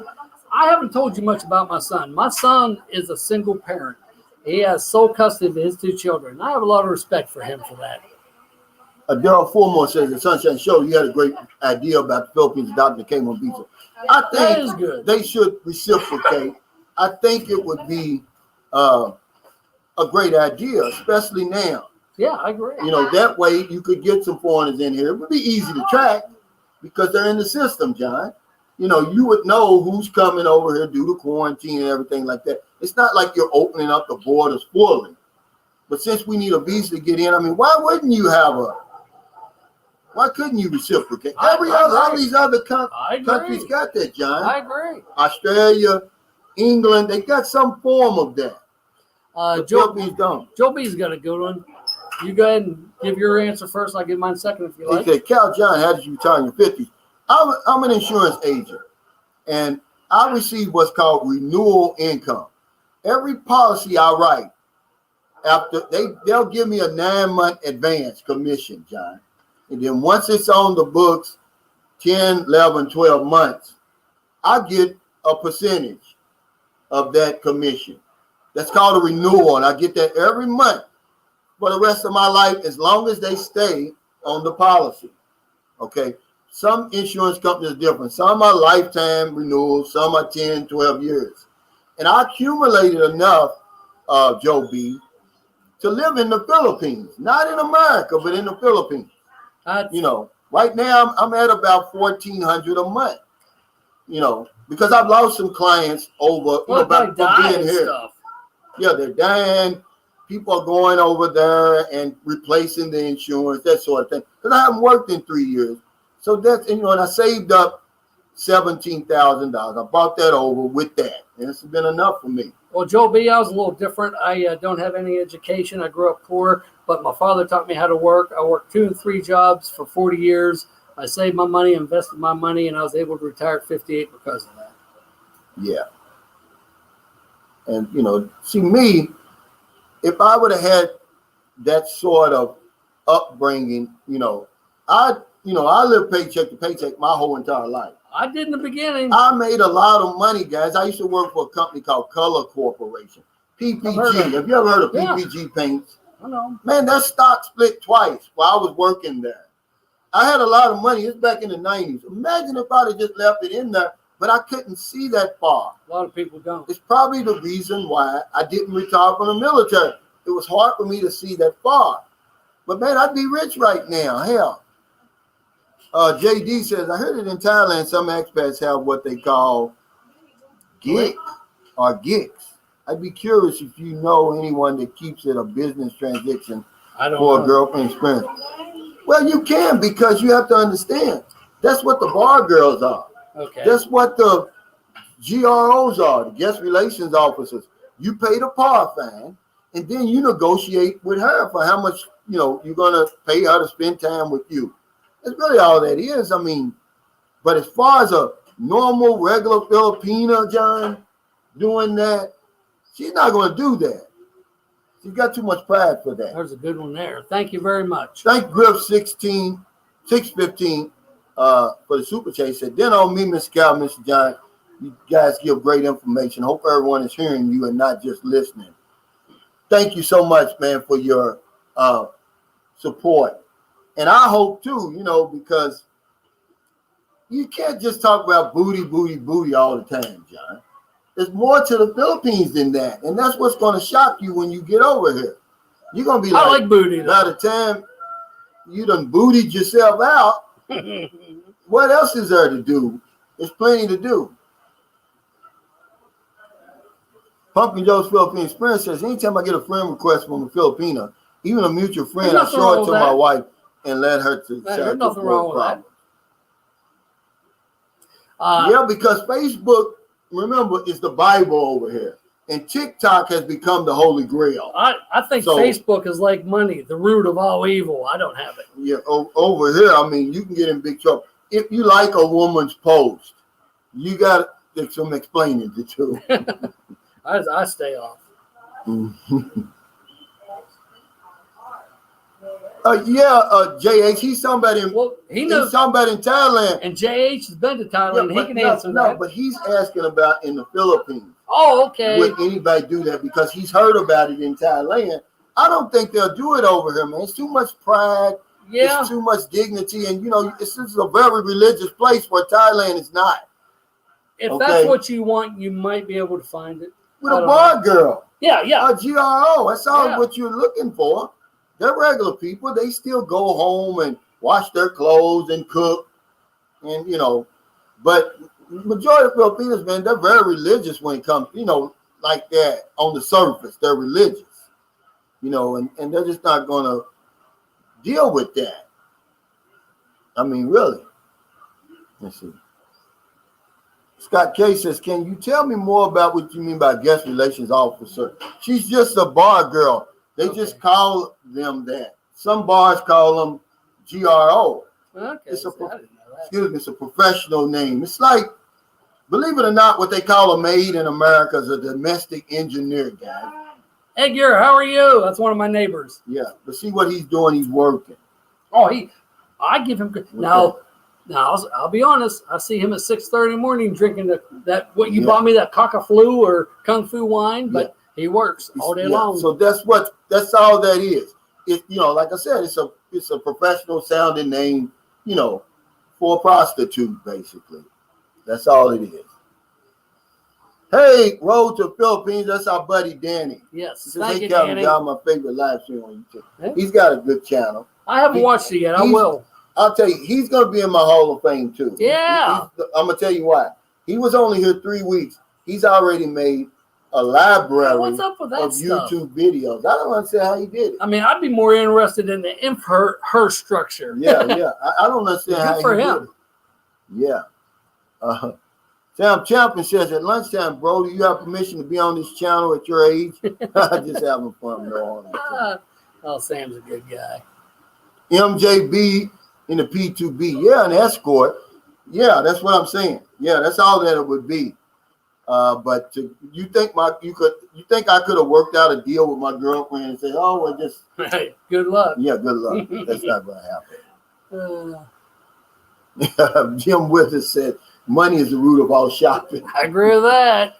John, lack of money is the root of all evil. People with a lot of money, I say lack of money. Well, okay, I'll go for that.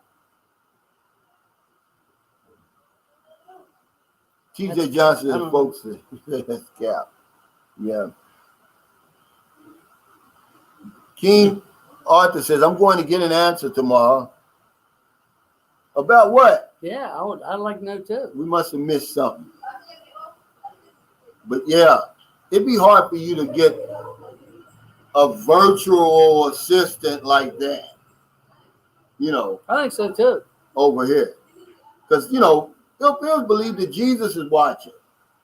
He's watching. Oh. Well, you're one of the few success stories. That's good. I'm glad for you. Yeah, Mark Clarksey said, save my woman from a bar in Amita. We have 2 beautiful daughters that American threw away. I've talked to about 10 other expats that that an American threw away. Okay, so yeah. Well, that's good. Yeah. Because that's what I'm saying, Mark. You're making some good comments today about that accept me as I am. Oh, okay. It goes deep, and you got to understand what are their backgrounds. We're not even interested in their backgrounds, John. All we're interested in that picture on the damn profile. I got to be real honest with you, though. With me, anytime I ever met a woman, I'd always say, your past is the past. We're just going from now on. Yeah, but see, because I've got a past. Yeah, we all got past, but don't you really want to know, though? Not really. Was she a prostitute? I don't care. You don't care? I don't care. I do. John, are you leaving San Carlos eventually? But when? Who knows? My plan was to just live here 6 months, maybe a year, go somewhere else and find out where I want to live forever. But COVID screwed it up. Your wife, family. Well, right? See, she has Oriental. Well, she has. Is the border open? The last time we went down there, I had a hard time getting across. Now, my wife showed her Valley Hermosa, and I hate to even say this on here. That was last Saturday, I think. Yeah, but see now, October 13th. No, October 13th. I got a bulletin. The series bus is going from Bacala to Dumaguete. But don't you have to have a vaccine card to do that? That's what I thought. I thought that's what I don't know. Because that's what I asked her. I said, it doesn't say anything about requirements. It just says that they're opening up that again. I was like, wow. Like I say, you hear so many things, and even from the government agency, they talk in lawyer speak, and you have to just wait and see. But the last time I went across the border, my wife said, well, I'm from Valley Hermosa. Here's my ID. I'm going home. And then the guy looked at me and said, well, what's he doing? Why are you coming across? I said, well, I'm with her. I mean, it's. Fellow traveler, he said, why did you choose St. Carlos City, and where is it exactly? My girlfriend lives here, and I fell in love with it because we were planning to move to Siquijor Island. Okay. And then I got to thinking, if it's not broke, don't break it. I don't have any problems here. The people are nice. It's safe. It's clean. It's just the top 3 people who were awarded 2021, 2022, top 3 cities, Iloilo City. I'm surprised they got it. Baguio City, and San Carlos City. This is Negros Occidental. We're about 4 hours north of Dumaguete in western Visayas region of the Philippines. I'm about 2 hours from Bacolod, about 3 hours from Iloilo City. We're right in the smack in the middle of the Philippines. And about 3.5 hours from Cebu City. Yeah. Hey, you want to read his name? Yeah, I've seen Cockanormus on here, and I'm not trying to be disrespectful, but anybody has to say that, they usually aren't. But I'm just kidding you, buddy. Good day, fellas. We all want a lady in public, and yes, a hole indoors in practice. And I agree. And that's what I've done a video on that because it's true, man. You're going to get the Filipinos usually the quintessential lady in the streets, freak in the sheets. That's just how it is, man. That's been my experience, my boots on the ground experience. When you see them, they're not going to have one hair out of place in the mall. Everything's going to be put together just right. You're going to be like, maybe afraid to approach it. But the minute you get in the kind of closed doors, once you get these girls started, look out. Yeah, you better be able to look out. Sorry about the answer tomorrow. I was texting a neighbor. We wonder what was going on. Once you open up that Pandora's box, John, you better be able to satisfy it. You're going to be in trouble. Yes. Because remember, they don't get a lot of that over here. They're too conservative. Yeah, be careful what you wish for. You just might get it. Oh, Rastanati says, hey, at Road to Philippines, post some videos of your beautiful house. I'm going to subscribe to your channel. He sent me a video of it. Yes, nice. He spent a little bit more than I did, but I'll tell you what, though, nice. Watch Calvin. Look at Calvin's videos for $20,000. That's a nice house. Yeah, but I can't move in it yet, John. That's what's pissing me off. But remember, I'm in the Philippines, so I've already accepted the fact. Well, you have no choice. There's no choice. Why get upset then? See, and that's why I'm telling guys, when you come over here, you're gonna have to change your way of thinking. Now, I just got either that, you're gonna be miserable. Are you gonna be miserable? Because I just got off the phone with Capital One, my bank in America, and my girlfriend. I said, you see how I deal with people in America versus how I deal with over here. Because they own some bullshit over there with my money. They tripping. And I let them have it, but you can't do that over here, man. Actually, I let them have it a little bit here. I shouldn't, but I do. Now, I got a suggestion for you. Israel told me they might be hooking his power up Saturday. I would go by Saturday because, he's just down there on 6th Street. And if you see him there, breaking coffee. Take it to him. It might help you. Yeah, it might help. But see, here's the thing. It might help for them to sign the occupancy form in the city hall. They ain't got that done. Okay. We ain't that point yet. She's supposed to go over there again today. Alexander Neverman said, what about solar?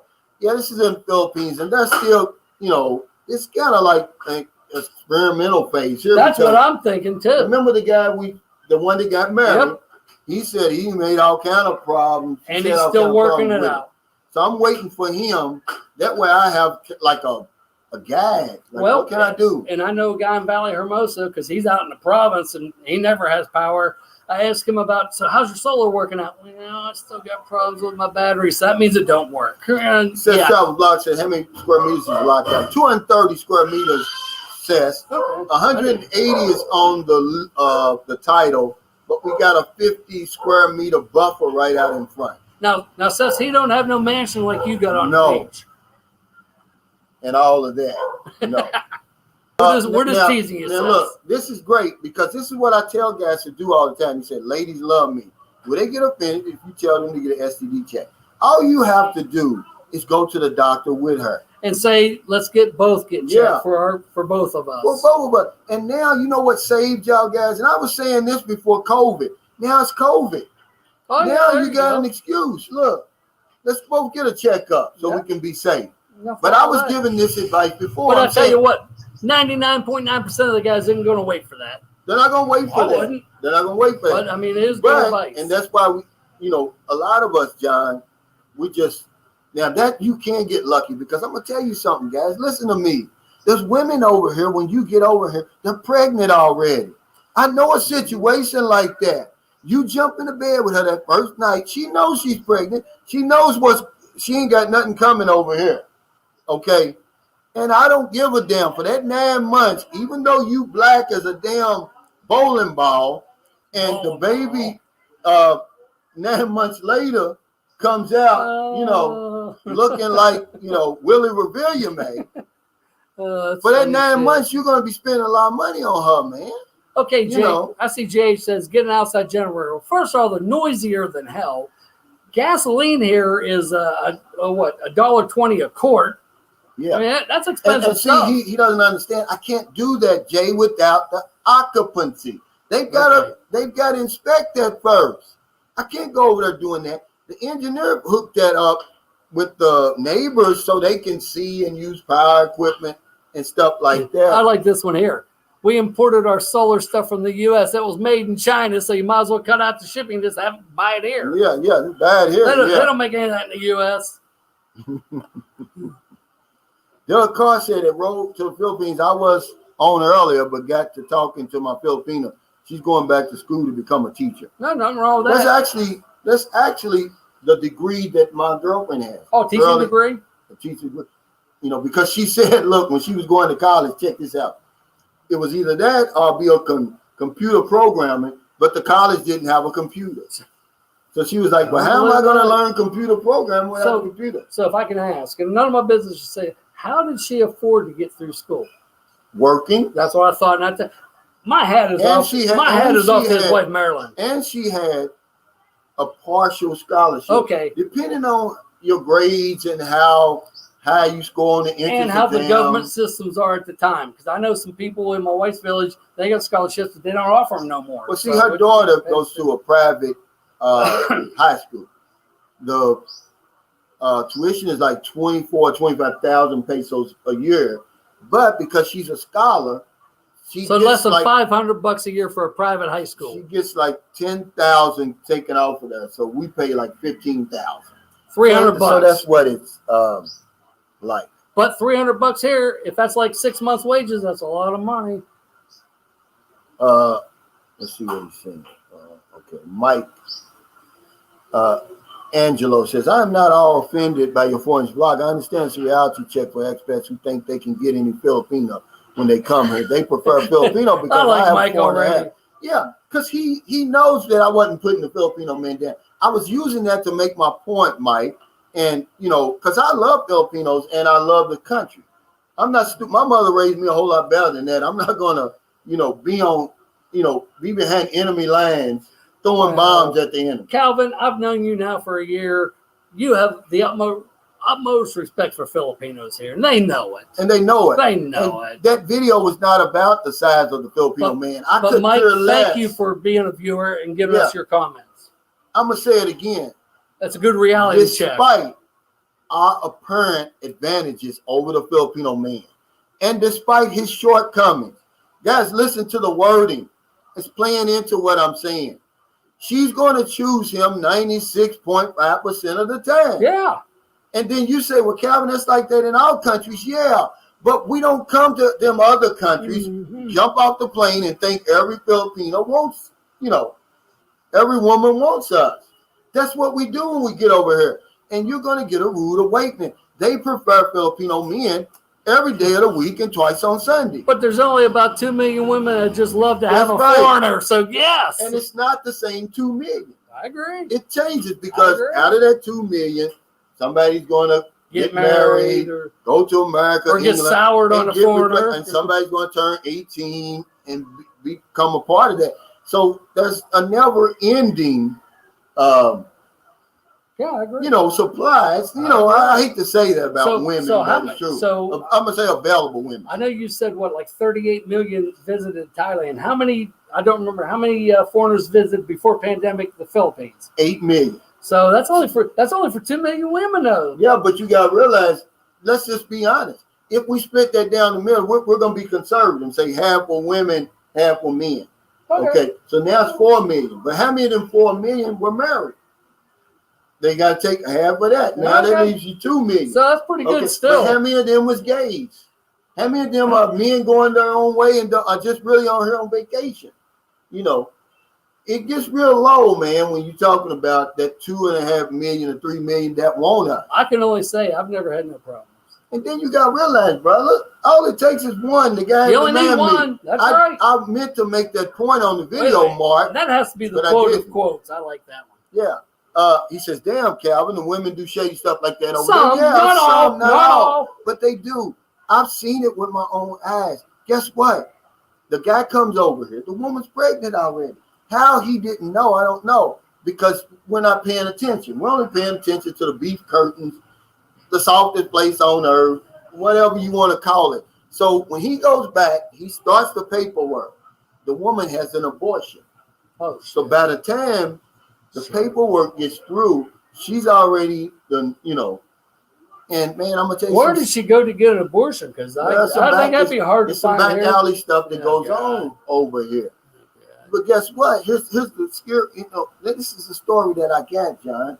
It's some sad stuff. You talking about major sad stuff. Now this is sad stuff. It said when the baby came out, the baby cried one time. Oh God! And that was it. Oh God! So I'm saying, guys, me off. Sean Moore, public transportation is good in the Philippines. I wouldn't drive nor have a vehicle. I agree. Pre-pandemic, the bus system was great. I could walk 4 minutes out of my house, get on a bus, go anywhere in the Philippines I wanted to go, and it was cheap. But now the pandemic come, you can't go nowhere. That's the only reason I got a car. But see, he's exactly right. And see, I did my video and some more things to like about the Philippines. And that's what I said. Oh, public transportation is good here, and it's cheap, and it's reliable. Very. Imagine I can go from here, I can ride the series liner from here to Dumaguete for about $5 in an air-conditioned bus with video or air conditioning, playing the whole time. And pre-pandemic, there was one running every 15 minutes. Oh, okay, yeah. The generator comment is for once you actually get everything set up. Yeah. We're definitely going to do that. But I just want something that's going to keep my lights on and maybe the fan. There you go. Because I'm going to tell you, if you have a fridge. when it comes, when they do them brownouts over here at night, it's miserable, John. I'd rather do them in day. I can deal with it. You can always go to the mall or go somewhere.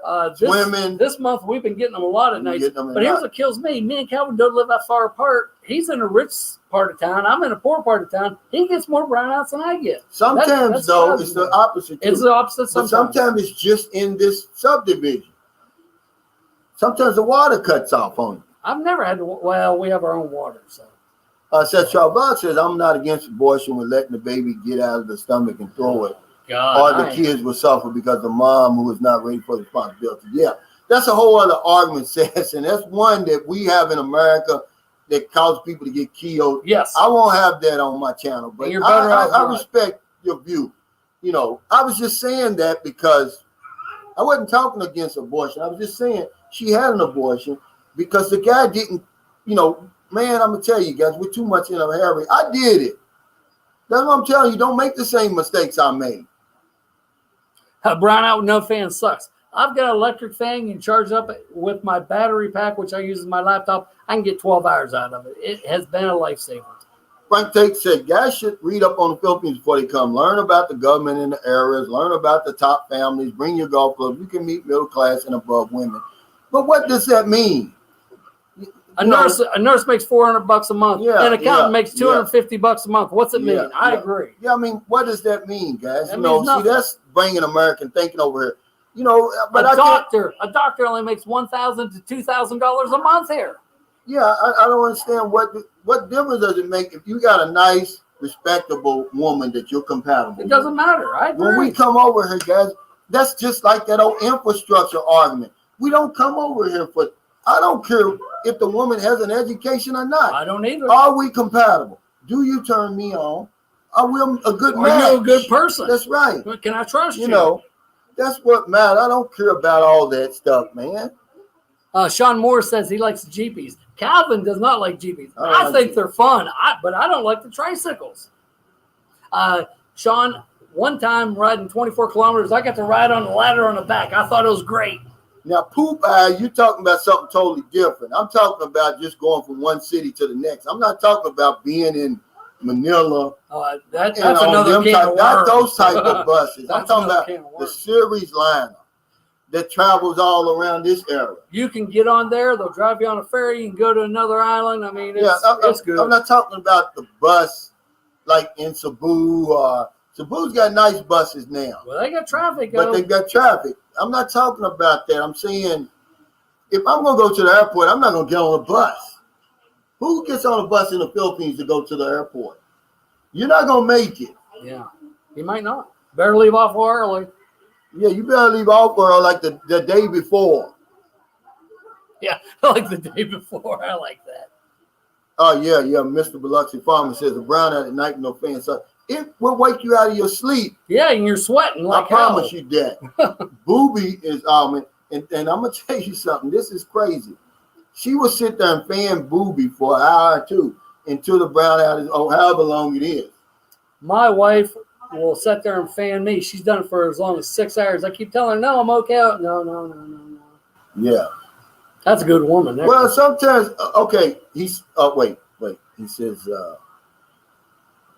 but see, Seth Vlog says, at Frank Tate, I agree. But are you one of those women, Seth? No, you're not. Your husband, you're not one of those women up there like that. And look, your husband, you're still a good catch for any man who comes over here. But you're not, you agree with Frank, but at the same time, you're not that woman. See?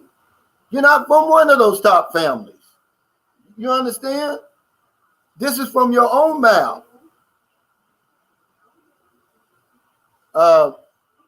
And it's just, I just don't think, no, this is what I was trying to do, that it matters really. I mean, that's getting cringy, when you start. I don't think men come over here to the Philippines for that. They're not looking for status when they come here. If you are, man, you're in for a rude awakening, man, because it's a very, very small upper class here. Very small. If that's what you're looking for. Hey, TJ Johnson. No, that's not what I'm saying, but we'll read this anyway. He said, you say infrastructure doesn't matter. I didn't say that. But what are we talking about? Brownouts, difficulty with government offices, public transportation. What you think that is? What I'm talking about, TJ, is men don't come to the Philippines or stay away from the Philippines because of infrastructure. I agree with that. That's not why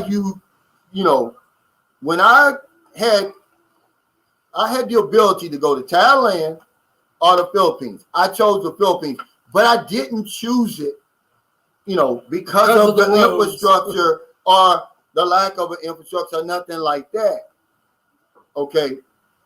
Those are learning curves when you get over here. People like me, if I'm worried about the infrastructure, I'm just going to stay in America, where they've got the best infrastructure I've ever seen. Me too. I'm pretty sure they've got some probably better if I'm going to stay. Somebody like me, I can deal with, because brownouts aren't everywhere. I lived in Cebu for 2 years, never had one brownout. Really? They don't have them in all areas, okay? They've got 4- and 5-star hotels here, okay? You're going to learn how to get around the limitations in the Philippines. If you're only here 3 months, you're going to learn how to get around them. It's a fact, man. Where there's a will, there's a way. But people don't pick Thailand for the infrastructure, John. That's not why they're going over there. I've never spoke to one guy say, hey, man, by the way, why are you going to Thailand? Because they got a good infrastructure. I love it. Bullshit. Yeah, and you know it, TJ. That's good. Does it matter once you get over there? Does it matter to some people? Yeah, it probably does. If you're working online and stuff like that. Well, and that's the thing. I always bragged about my internet. It cost me, $22 a month. It was great. But I tell you, the last 7 or 8 months, I've been getting murdered on it. But now the Philippines has 5G. Well, after I get moved, I'm going to go ahead and upgrade mine, but no use doing it then move. Joe B., how often are the brownouts? It depends on where you live. We might go a month without any and then have 4 in 1 month. Here's this guy with this foolishness. The video's not about that, man, okay? He said, Ernest Gill and Strickland said, you should never have made such derogatory. I didn't say anything derogatory. What video did you watch? Huh? And why? Okay, so if I don't say it, does that mean it's going to change things, Ernest Stowe? But pretty sure you would speak about minorities and other races being degraded. No, I wasn't degrading them. I'm giving facts. I use that to say, look on Google. it says the average size of the penis in the Philippines is 4 inches. Okay? Doesn't matter what you say. I use that to make a point that no matter how big or small it is, she's going to pick the Filipino man over the foreigner. So you can come on here with this stuff. I'm getting ready to get rid of you because you're nothing but a troll. I wasn't putting down anybody. Go on my Facebook page that's dedicated to helping Filipinos during the pandemic, men and women, by the way. And let me ask you, what are you doing for the Filipino man? Since he acts like he really cares about the Filipino man. You don't give a damn about them, and you know you don't. Get off my channel with that foolishness. Coming over here sneak attacks with that. Knowing good and well, I got over 600 videos. Nobody promotes the Philippines more than me. And you even have officials here in the Philippines tell you that. Nobody helps the Filipino man. No vlogger, by the way, on here more than me. I'm not a charity. Money's coming out of my pocket. So get off my channel with that stuff, Ernesto. You're trying to stir up stuff. The Filipino knows I'm his friend. He's my friend. I wouldn't be here for 3 years if I didn't like it over here. Yeah, alive. You know, but they stir up stuff like that, see? That's always you're talking about. Look damn well that video's not about this. I could give a damn how big or small he is. You know, I'm telling you that despite his shortcomings, she wants him over me. Stupid. That old fool. It's like, you know, he's either living over there in America or over in the West. Be real. Thanks for that super. Thank you, buddy. Coming on here with that stuff. Cal's on fire, bro.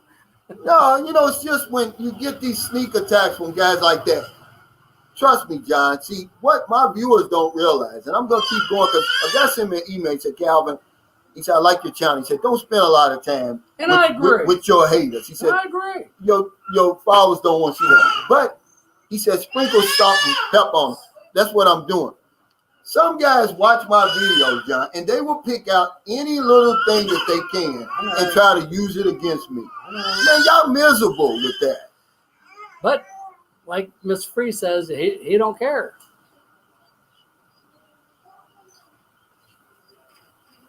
Yeah, who cares? It's just a video like any other video I make. Sean. He says, if it helps, the only 2 relationships I had with Pine got scared and ran out because what's average to us is big to Philippines. But see, that video is not about the size of somebody's penis. It's not about that, guys. Rams and Dodgers fan, good to see you, buddy. You've been with us a long time, too. We appreciate you. Rasta Nadi says that Ernesto Gillen Strickland said, be happy for your 4 inches. You know. Oh, that's funny. But they say, that, like they really care about the Filipino. And you know good and well, you don't care. Before I made that video, you didn't care a damn about the Filipino man. You still don't. Yeah, Soy, Vanizuski, he said, these haters, man. They haters. I'm over here living my life, man. They always try to, I know. stick a needle in my eye. By the way, after this, I'm getting a good tune-up and oil change, John. And I know you are too. Better. And look at the sun, guys, because some of y'all, it's winter there. We got good summer weather 24 hours a day over here. Well, Ernesto. For the last couple of weeks, it's been a lot of overcast and a lot of rain, but that's pretty much gone now. Yeah. Here we are living in paradise. Well, I want to pick a fight. We do live in paradise. In paradise, John. We have good lives. Did I make a video about that? Who wants to come over here and pick a fight? Stupid. Oh, we got a lot of Western guys that do, though. Yeah, TJ Johnson. But like I said, people don't come to the Philippines. I stay away from the Philippines because of the infrastructure. Not the men that look on my channel, because you're 32. See, you're what do you call his? He's a Generation X, maybe, or no, he's not Generation X. He's the new one, not the Generation X. That's what you are. Y'all worry about stuff like that. Man, me and John, we hard ankles, man. We're warriors. We don't give a damn about no damn infrastructure. Is the bed soft enough for me to lay down on top of her? Right here. You talk about hotels. 1,000 peso a night hotels, fine one. It's just as good in here. They got air conditioning. I don't even stay in hotels no more. Most of them have hot water in the showers. Yeah, and cable. Yes. And Wi-Fi. Who gives a damn about a 5-star hotel? That's more money in my pocket. That's right. The nightlife, I'm too old for that. Yeah, we hard ankles, man. We ain't with all that soft stuff. Hello. You guys are soft, man. This new generation. We come over here for the real deal. What makes the Philippines the Philippines? Not all that old hanky stuff. And neither one of us care if we have the latest iPhone either. Yeah, I don't give a damn. My iPhone is a 7 Plus. Pull out. It's almost 5 years old. And I've got a 5-year-old Samsung. Yeah. Hello, how are you? Yeah, go ahead. Okay, thanks, Pumpkin Joe. Simulate where I say John looks super white. Because I am super white. He's in the sun right Well, there. I'll tell you what, though. I am white. If I was any whiter, I'd have white hair and red eyes and look like Johnny and Edgar Winter.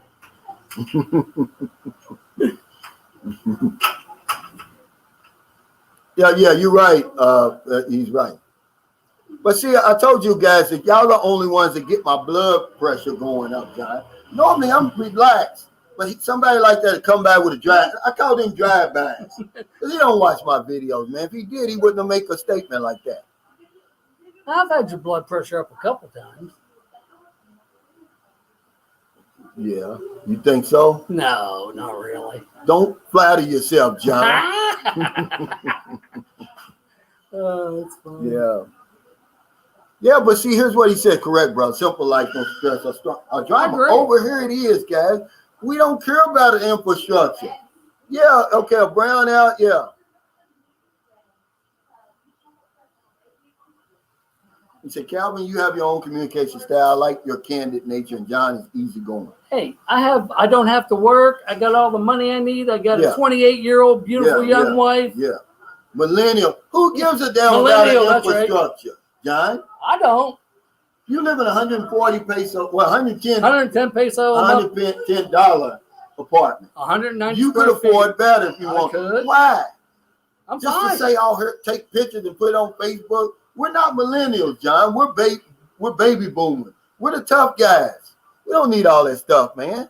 I respect you guys, but we don't need all that stuff. I just need the internet, a big enough internet to make my videos. That's it. I don't need all that 5G stuff. He's got a good one. The best weather is starting about now. We're starting to get cold troughs, as they call them, and that'll cool it down about 5 degrees. But that 5 degrees makes a big difference. It's about November through February, actually, Rams and Dodgers fan, because March gets here. April's horrible. Yeah, that's when the summer starts. May is the hottest month in the Philippines. Is it May? And the humidity. Now, I walked up to Calvin's place today. It took me about 10 or 15 minutes to walk here. My shirt was completely wet when I got here. Sex family is laughing. We're just having fun on here, really, but nobody cares about that. Do that, John. I never did. Road to the Philippines. I get a lot of trolls all the time on my channel too, Calvin. One guy told me to stop blocking them. Why not? They do nothing but stir up crap. Absolutely. I mean, they're miserable. They want to live the life. Even though you're not there, Danny, they've seen what you've got over here. And what you have. And a lot of people, they're envious of that because most of these trolls, they would never get on that plane and come over here. I agree. Trolls don't, people who come over here and visit places like this, they're not trolls. They're the real deal. Poop I says 1989 here. Yeah. Yeah, you're a millennial then. He's a young guy. Yeah, he's a millennial. That soft generation, they got to have everything just right. A 5-star hotel. In the Philippines, man, you better be the Rolling Stones or somebody. Don't make me roll out of it. He says people fail to look at the totality of the stories that are being told and examples. They pick one little thing out and try to make a big deal. Yeah, they do it. But they have the time to do that. Don't make me roll out of it because they're so damn miserable. That's right. Right. Dexter Perkins said, you shouldn't come on here disagreeing. Change the channel. That's all they have to do, Dexter. That's too hard for them. But nobody else wants them. That's right. But they like all that other stuff. They like all that. Some guy just posted a video of him breaking up with his girl. Oh, now, what kind of video is that? But they like that kind of stuff. Go on there and troll him.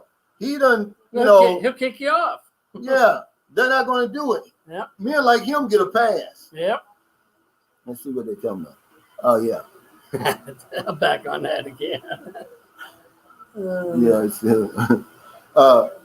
That's right. Our two hosts are going to getting young booty, and we're going to die alone if we don't get. And I will enjoy every minute of death. This is true. This is funny right here. He said millennials are old now. It's about the Zoomers. Oh, is that the newest one? Is that the new one? Yeah. Well, I just know millennials are soft, man. They got to have everything just right. Look at the rappers now, the millennial rappers. Well, they wearing pink and all kind of crazy stuff.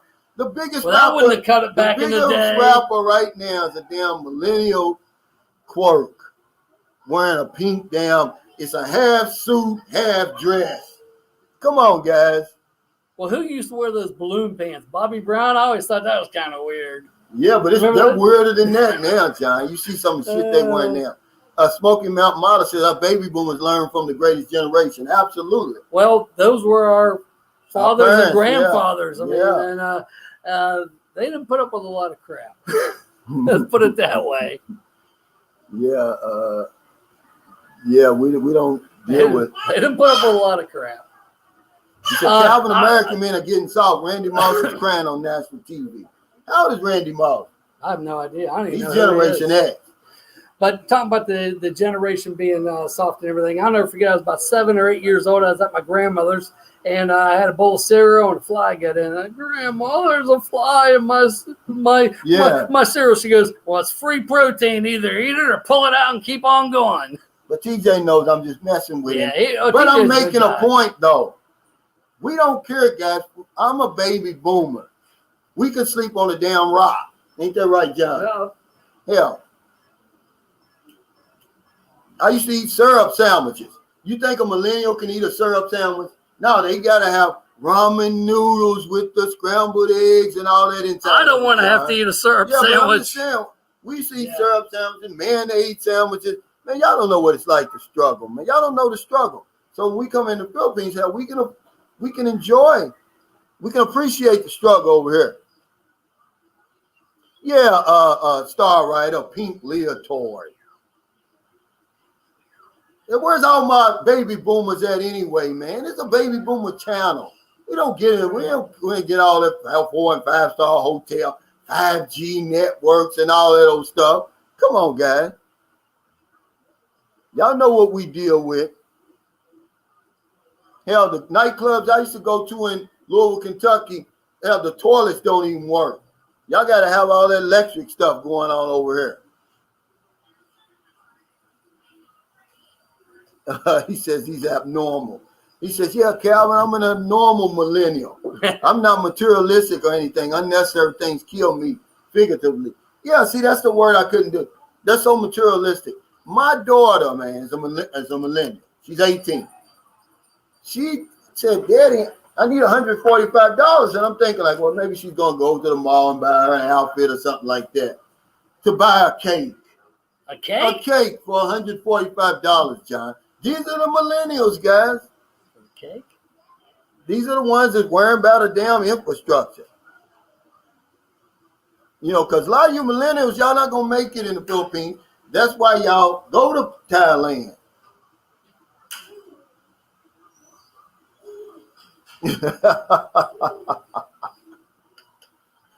DJ said, can we talk about the 80s? Because y'all was wearing some clothing today. I agree with that. Tight shirts and exposed skin. But not like that little Nas. This guy's the top selling rapper in the world, man. He's wearing a pink cowboy hat. Come on, man. It's crazy. Pink cowboy hat? Yeah. Oh, that's funny. Yeah, it's funny, man. Yeah, whatever works. He said Mellow 713 said they can barely make it in America. Yeah, these damn millennials, man. They'll spoil your party, John. Don't come over to TJ with all it. Don't wreck the party. You know. Oh, you guys, y'all drinking that San Miguel? What about this Hootie Tootie stuff?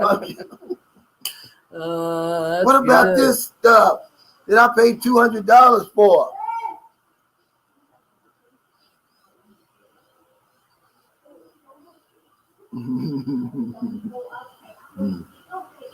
Yeah, Daryl Former, baby boomers in the house, man. We know we can handle stuff like that, John. We don't care about that stuff. No, I don't. I can eat a home cooked meal. I don't have to eat out every night. I'd rather have a home cooked meal. That's better. Right.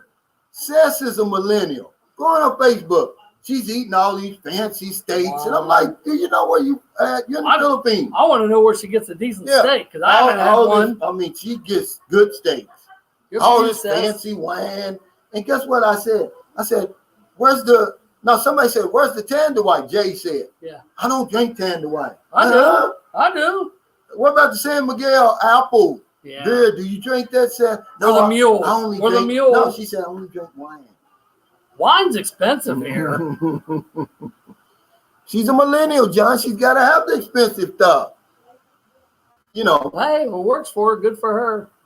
Yeah, TJ lives in a condominium. Imagine this in the Philippines. $60,000 a month on the 26th floor, by the way. 60,000? Yeah, 60,000. Wow.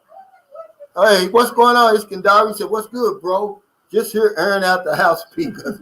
What y'all singing karaoke? Because they aired out. I had a friend I met in Cebu. He was 80 at the time, so he was 81 at the time. He'd be in his 90s now. He went out and bought the biggest speakers I've ever seen because his neighbors were karaoke. And man, I said to myself, so I didn't know him better then. It's 2010. That would get him killed today. He said every time they start singing karaoke, I turn it up as loud as they go. They like it loud here. J.A. says, I've almost given up my argument about Thailand because, again, if you can't understand what people are really trying to say in reference to what his point. We're just teasing. We're just teasing. And we're just saying You're that. a good guy, J.A. Jay, but when y'all keep bringing that infrastructure out, y'all fail to realize that that's not why we came to the Philippines, looking for a good infrastructure. Bill Ellis, I used to walk to school uphill both ways in the snow. In the snow. Yeah. That's when I decided, John, I was 10 years old. I decided I was going to, at 10, I decided I was going to live somewhere, whether it's Florida, California, where it never got cold. My mother had 9 children, man. By the time the gloves got to me, I was number 8. There was no glove. There was no hand-me-downs.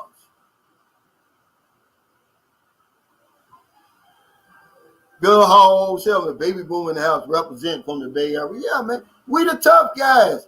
If it wasn't for the baby boomers, y'all would have nothing right now. But here's the worst part. Compared to the generation before us, we were softies, really.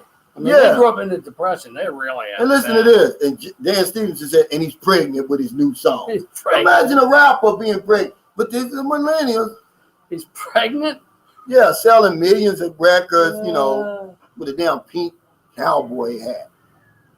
Yeah, Miss Jody said, Calvin, have you had a wish sandwich? Wish you had some meat that went between the bread? Yeah, that's why we had we used to eat mayonnaise sandwiches. I've had them. When we didn't have cereal, when we didn't have cereal, my mother would make me sugar, bread, and milk. I've had it. Yeah.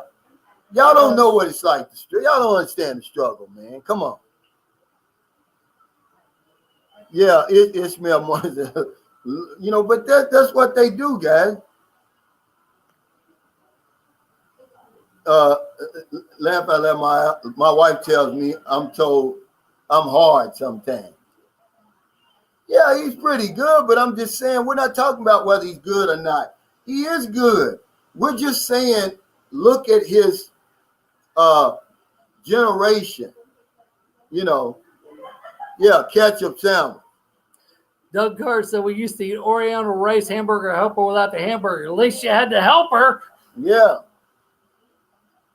He said, at least you had a house to share with the mouse. Yeah. They don't know what hard really is. They don't understand the struggle in America.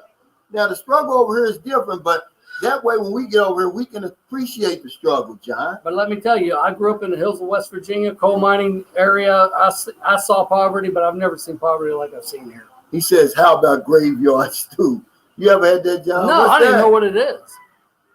My father used to make stuff like chicken a la king and think it was, we thought it was big deal. Yeah, He'd make chicken with some, like a gravy sauce and pour it over toast. And that was a good meal. That's called shit on the shingle. Yeah. That's what we always called it. He called it chicken a la king. Shit on the shingle. He'd make up names for the stuff, and it was pretty good. But, everything tastes good when you're hungry, guys, okay? That's my saying. I'm sorry.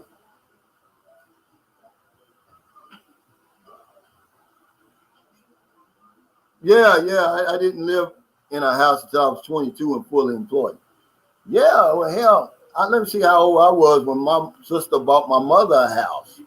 Because my father, I come from a time when my father, he bought our house on a promissory note, John. Okay. And of course, lost it. Uh-huh. You can't do that. Shit happens. Will the Beast, like he says, proud millennial here, I've had to eat cereal with a fork to save the milk. That's funny. Well, the milk was cheaper in the cereal.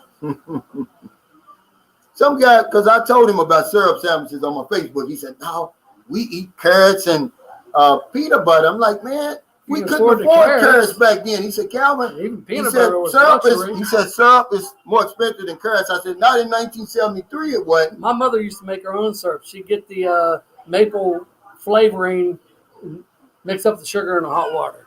North of Valhalla says, I remember sandwiches. having a lot of beans on those from the oven sandwiches. back in the day. On days we would treat ourselves, we even splurged on cheese on top. Yeah.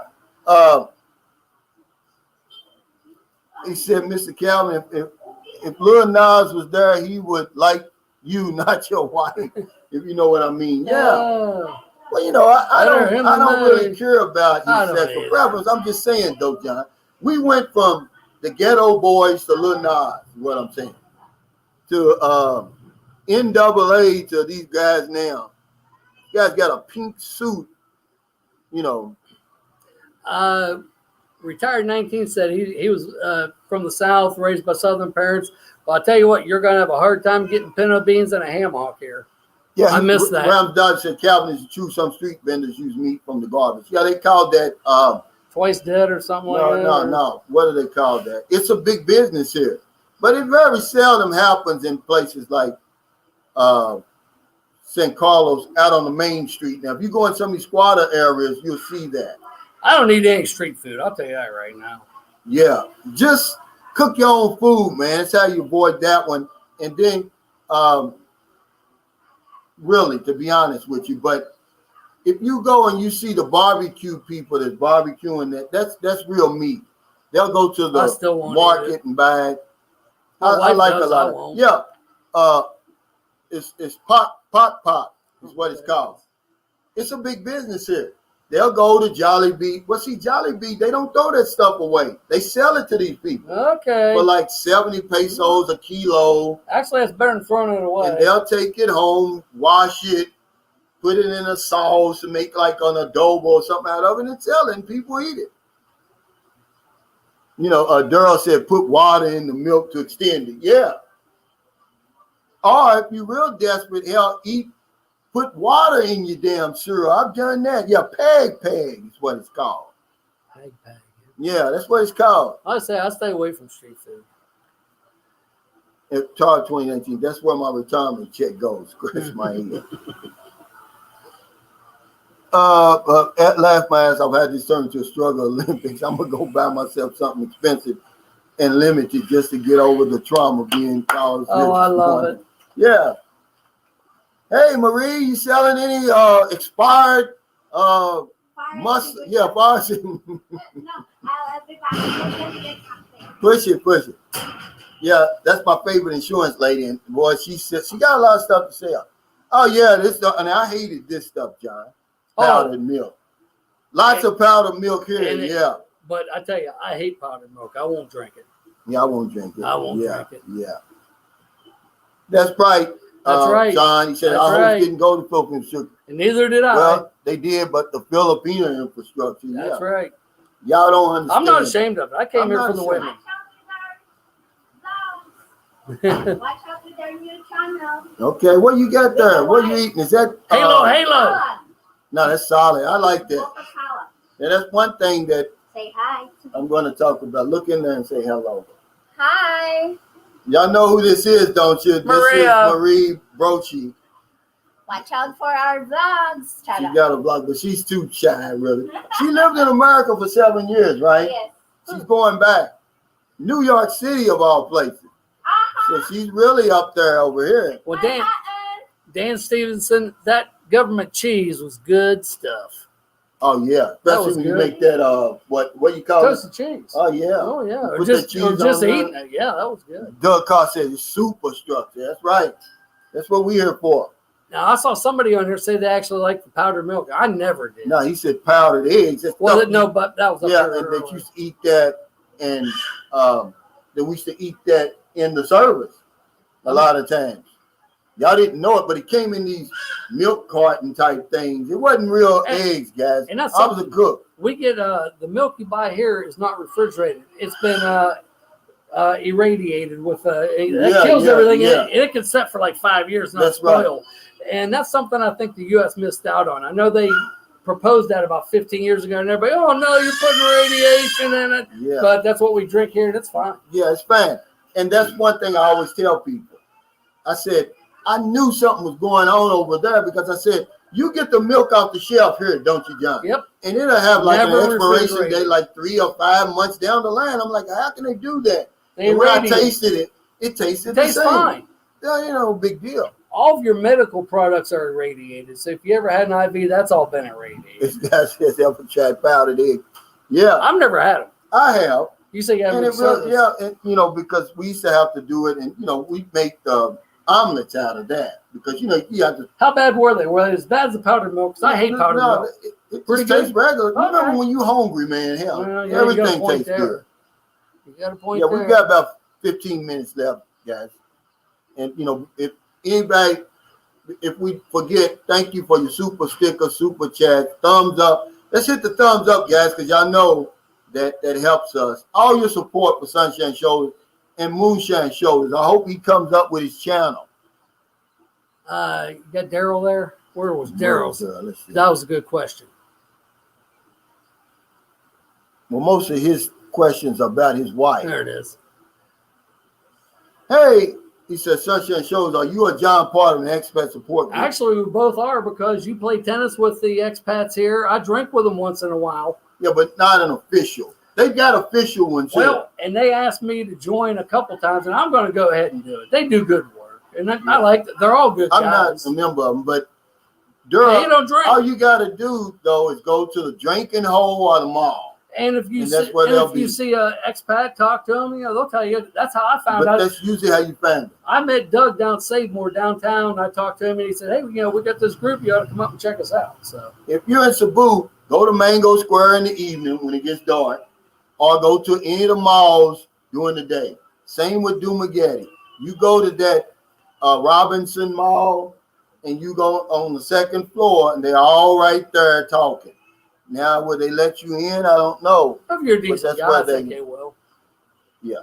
Joby says I like street food. I do too. I want to eat it. I eat it. Hey, Cliff and Rue is on here today. Hey, They thought that Cliff and Buck was brothers.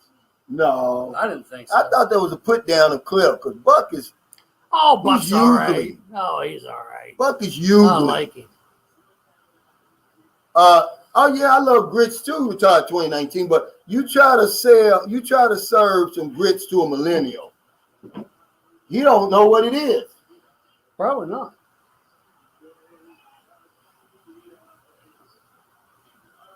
Let's see. Yeah, Donze Thomas said I can stand those powdered eggs. Yeah, because when you put I've cheese never had and them. stuff like that in there, you know, it tastes pretty good. But powdered milk, no, I could never deal with that. But yeah, the milk over here lasts a long time. Harold Till said misery Yes, loves they misery. do. Yes. Yeah, that's a fact.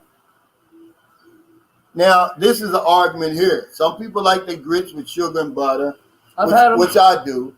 And Now some we called that mush when I was growing yeah, because you know it's like rice. Some people like their rice with sweet. sugar, and Some I never people liked like that, it. but I would eat grits that way.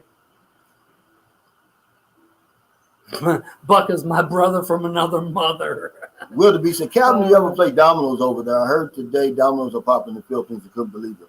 Probably in the bigger cities, but I haven't seen don't anybody playing play them. them over here. Now I'll tell you what is checkers is over here. Checkers is big over here, and chess. What's that thing that the pedicab drivers will draw on the sidewalk? Well, it's They'll draw a board on the sidewalk. it's checkers, but they using bottles top. Bottle caps.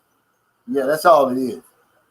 But yeah, in the big cities, yeah, you'll see dominoes, but chess and checkers are big over here.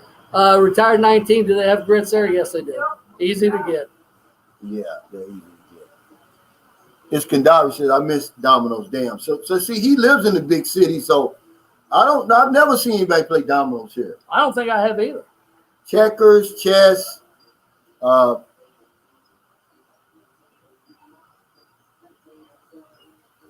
Cliff and Rue says, well, he said butter and cheese grits. But I like grits. I didn't start eating them till later in my life.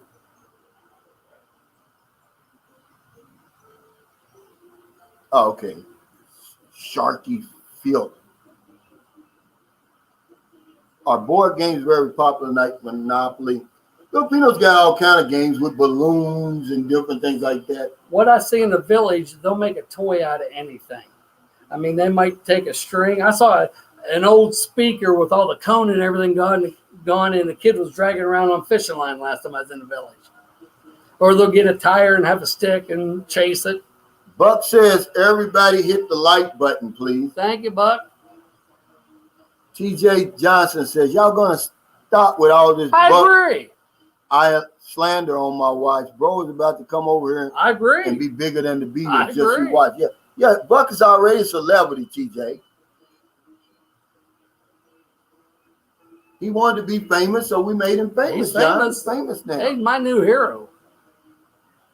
Yeah, well, they got this. He said, be careful with the gambling games there. It's a big scandal now going on in the Philippines now. Something called Ripper. Oh. It's like a Ponzi scheme, man. And this, that's actually. They really taken a lot of people. I got a request from a lady today, and I looked it up, and it's REPA, and it's going around Bohol. It's a Ponzi scheme. They're asking people to invest and going to give them 40% back. Anybody that promise you a return, don't listen to like them. that, yeah.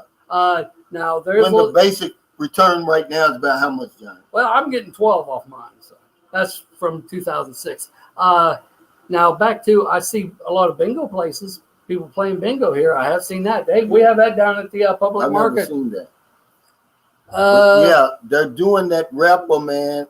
It's a Ponzi scheme. They've gotten over 1 billion pesos out of the people, and now they're coming forward, and they're getting ready to file some charges. Of course, good luck finding these people.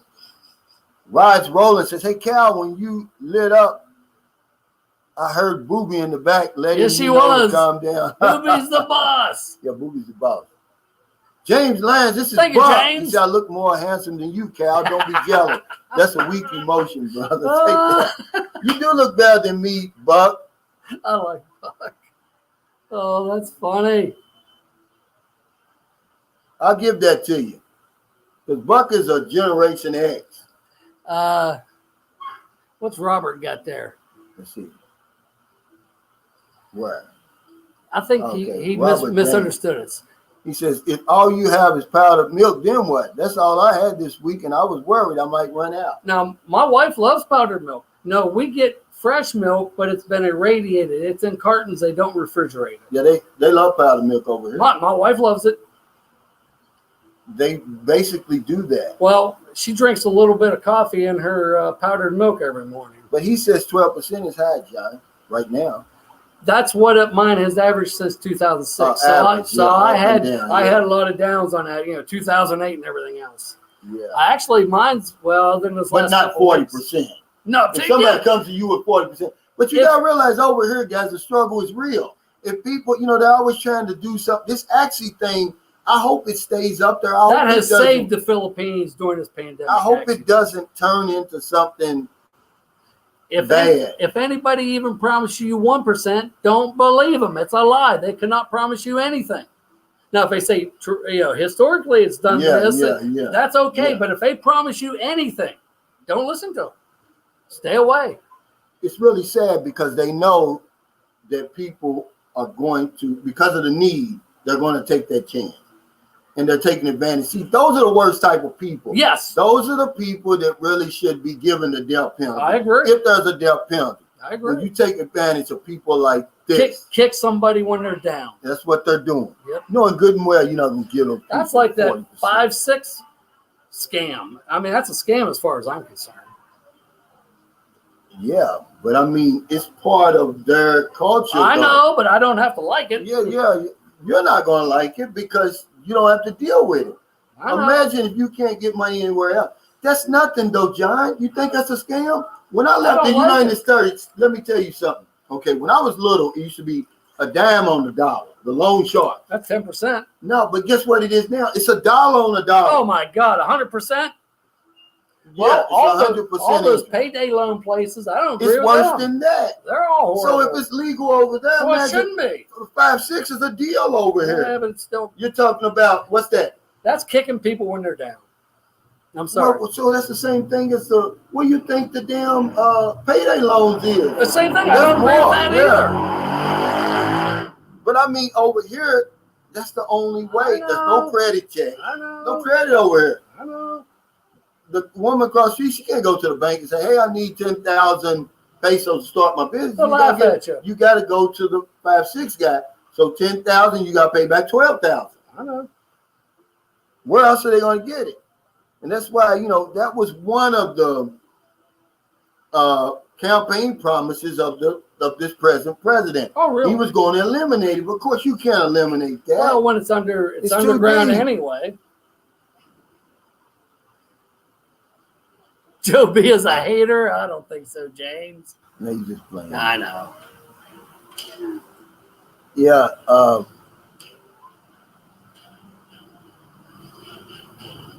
He was a buck. You was on some extra the first time I saw on this panel, but then I saw the other humble side of your personality the next time on the panel, and that was beautiful. Yeah, he was on some extra stuff. Anything that we talked about on the panel, he's questioning.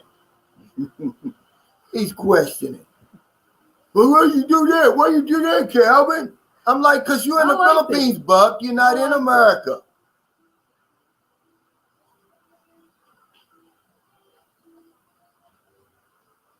Yeah, yes, that's what it is. This rapper, it's the pyramid scam. It's got a lot of people, man. And first of all, they're struggling anyway. Now it's during the pandemic, and then you want to come with this. I'm going to give you 40% stuff, and don't think people ain't going to jump on it because you're going to pay off a few people to get the word around. Oh, he paid me my 40%. I gave him 1,000. He gave me 1,400 back. Well, guess what? Now you're the last ones. Now you're gonna keep coming back. The people at the end is never gonna get their money. Bernie Madoff did that for 40 years. Yeah, but he did rich people, John. Because not all were rich. Well, but majority was rich. And here's the thing: they said, well, if you give a rich man, if you take all his money, he's gonna get rich again. He's rich for a reason. A lot of these guys, they didn't take advantage of people and they didn't inherit their money. They used this, John. So if they talk about giving reparations to certain people, don't worry, they're just gonna turn around and squander the money anyway. Give it right back.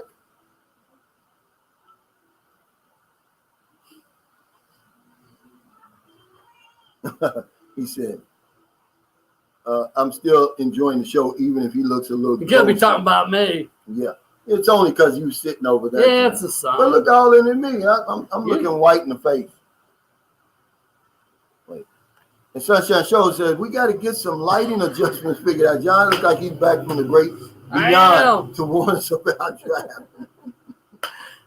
Driving here. Oh my But, they believe in that stuff over here. TJ, you know that. You can't start talking like that because they really believe it.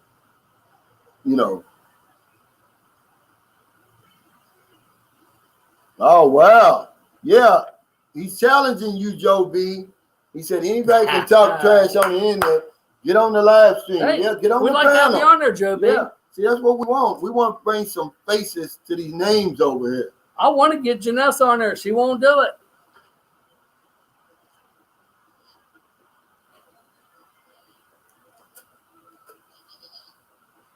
That's right, Frank Tate. You never get something for nothing. Seems too good to be true. Nature frowns on the desire to get something for nothing. But I give that message to guys who are trying to come over here, Frank, and get something for nothing. They can't do it. You can't do it.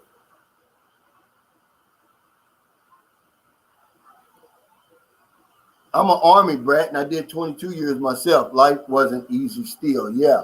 I wish, man, I tell you, if I could go back and do it all over again, but I'm just not cut out for 20 years in the military. An old lady from Poltergeist. Oh. Joe B said, James, don't piss me off.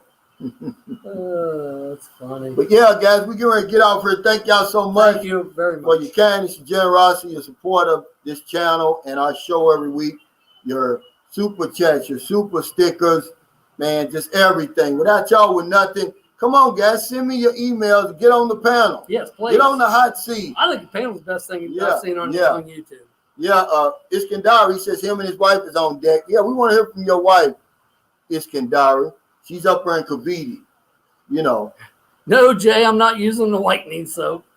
Yeah, he says have a good rest of the day, you two. Yeah, we're going to go over to the house and, you know, open up the windows and doors, turn on the water. You know, you got to do that. My mother told us a long time ago to do that. You have to do that. Let the house breathe. I believe on airing it out, yeah. Take care, guys. Stay safe. Stay COVID free. We'll see y'all next time. You going to be okay, John?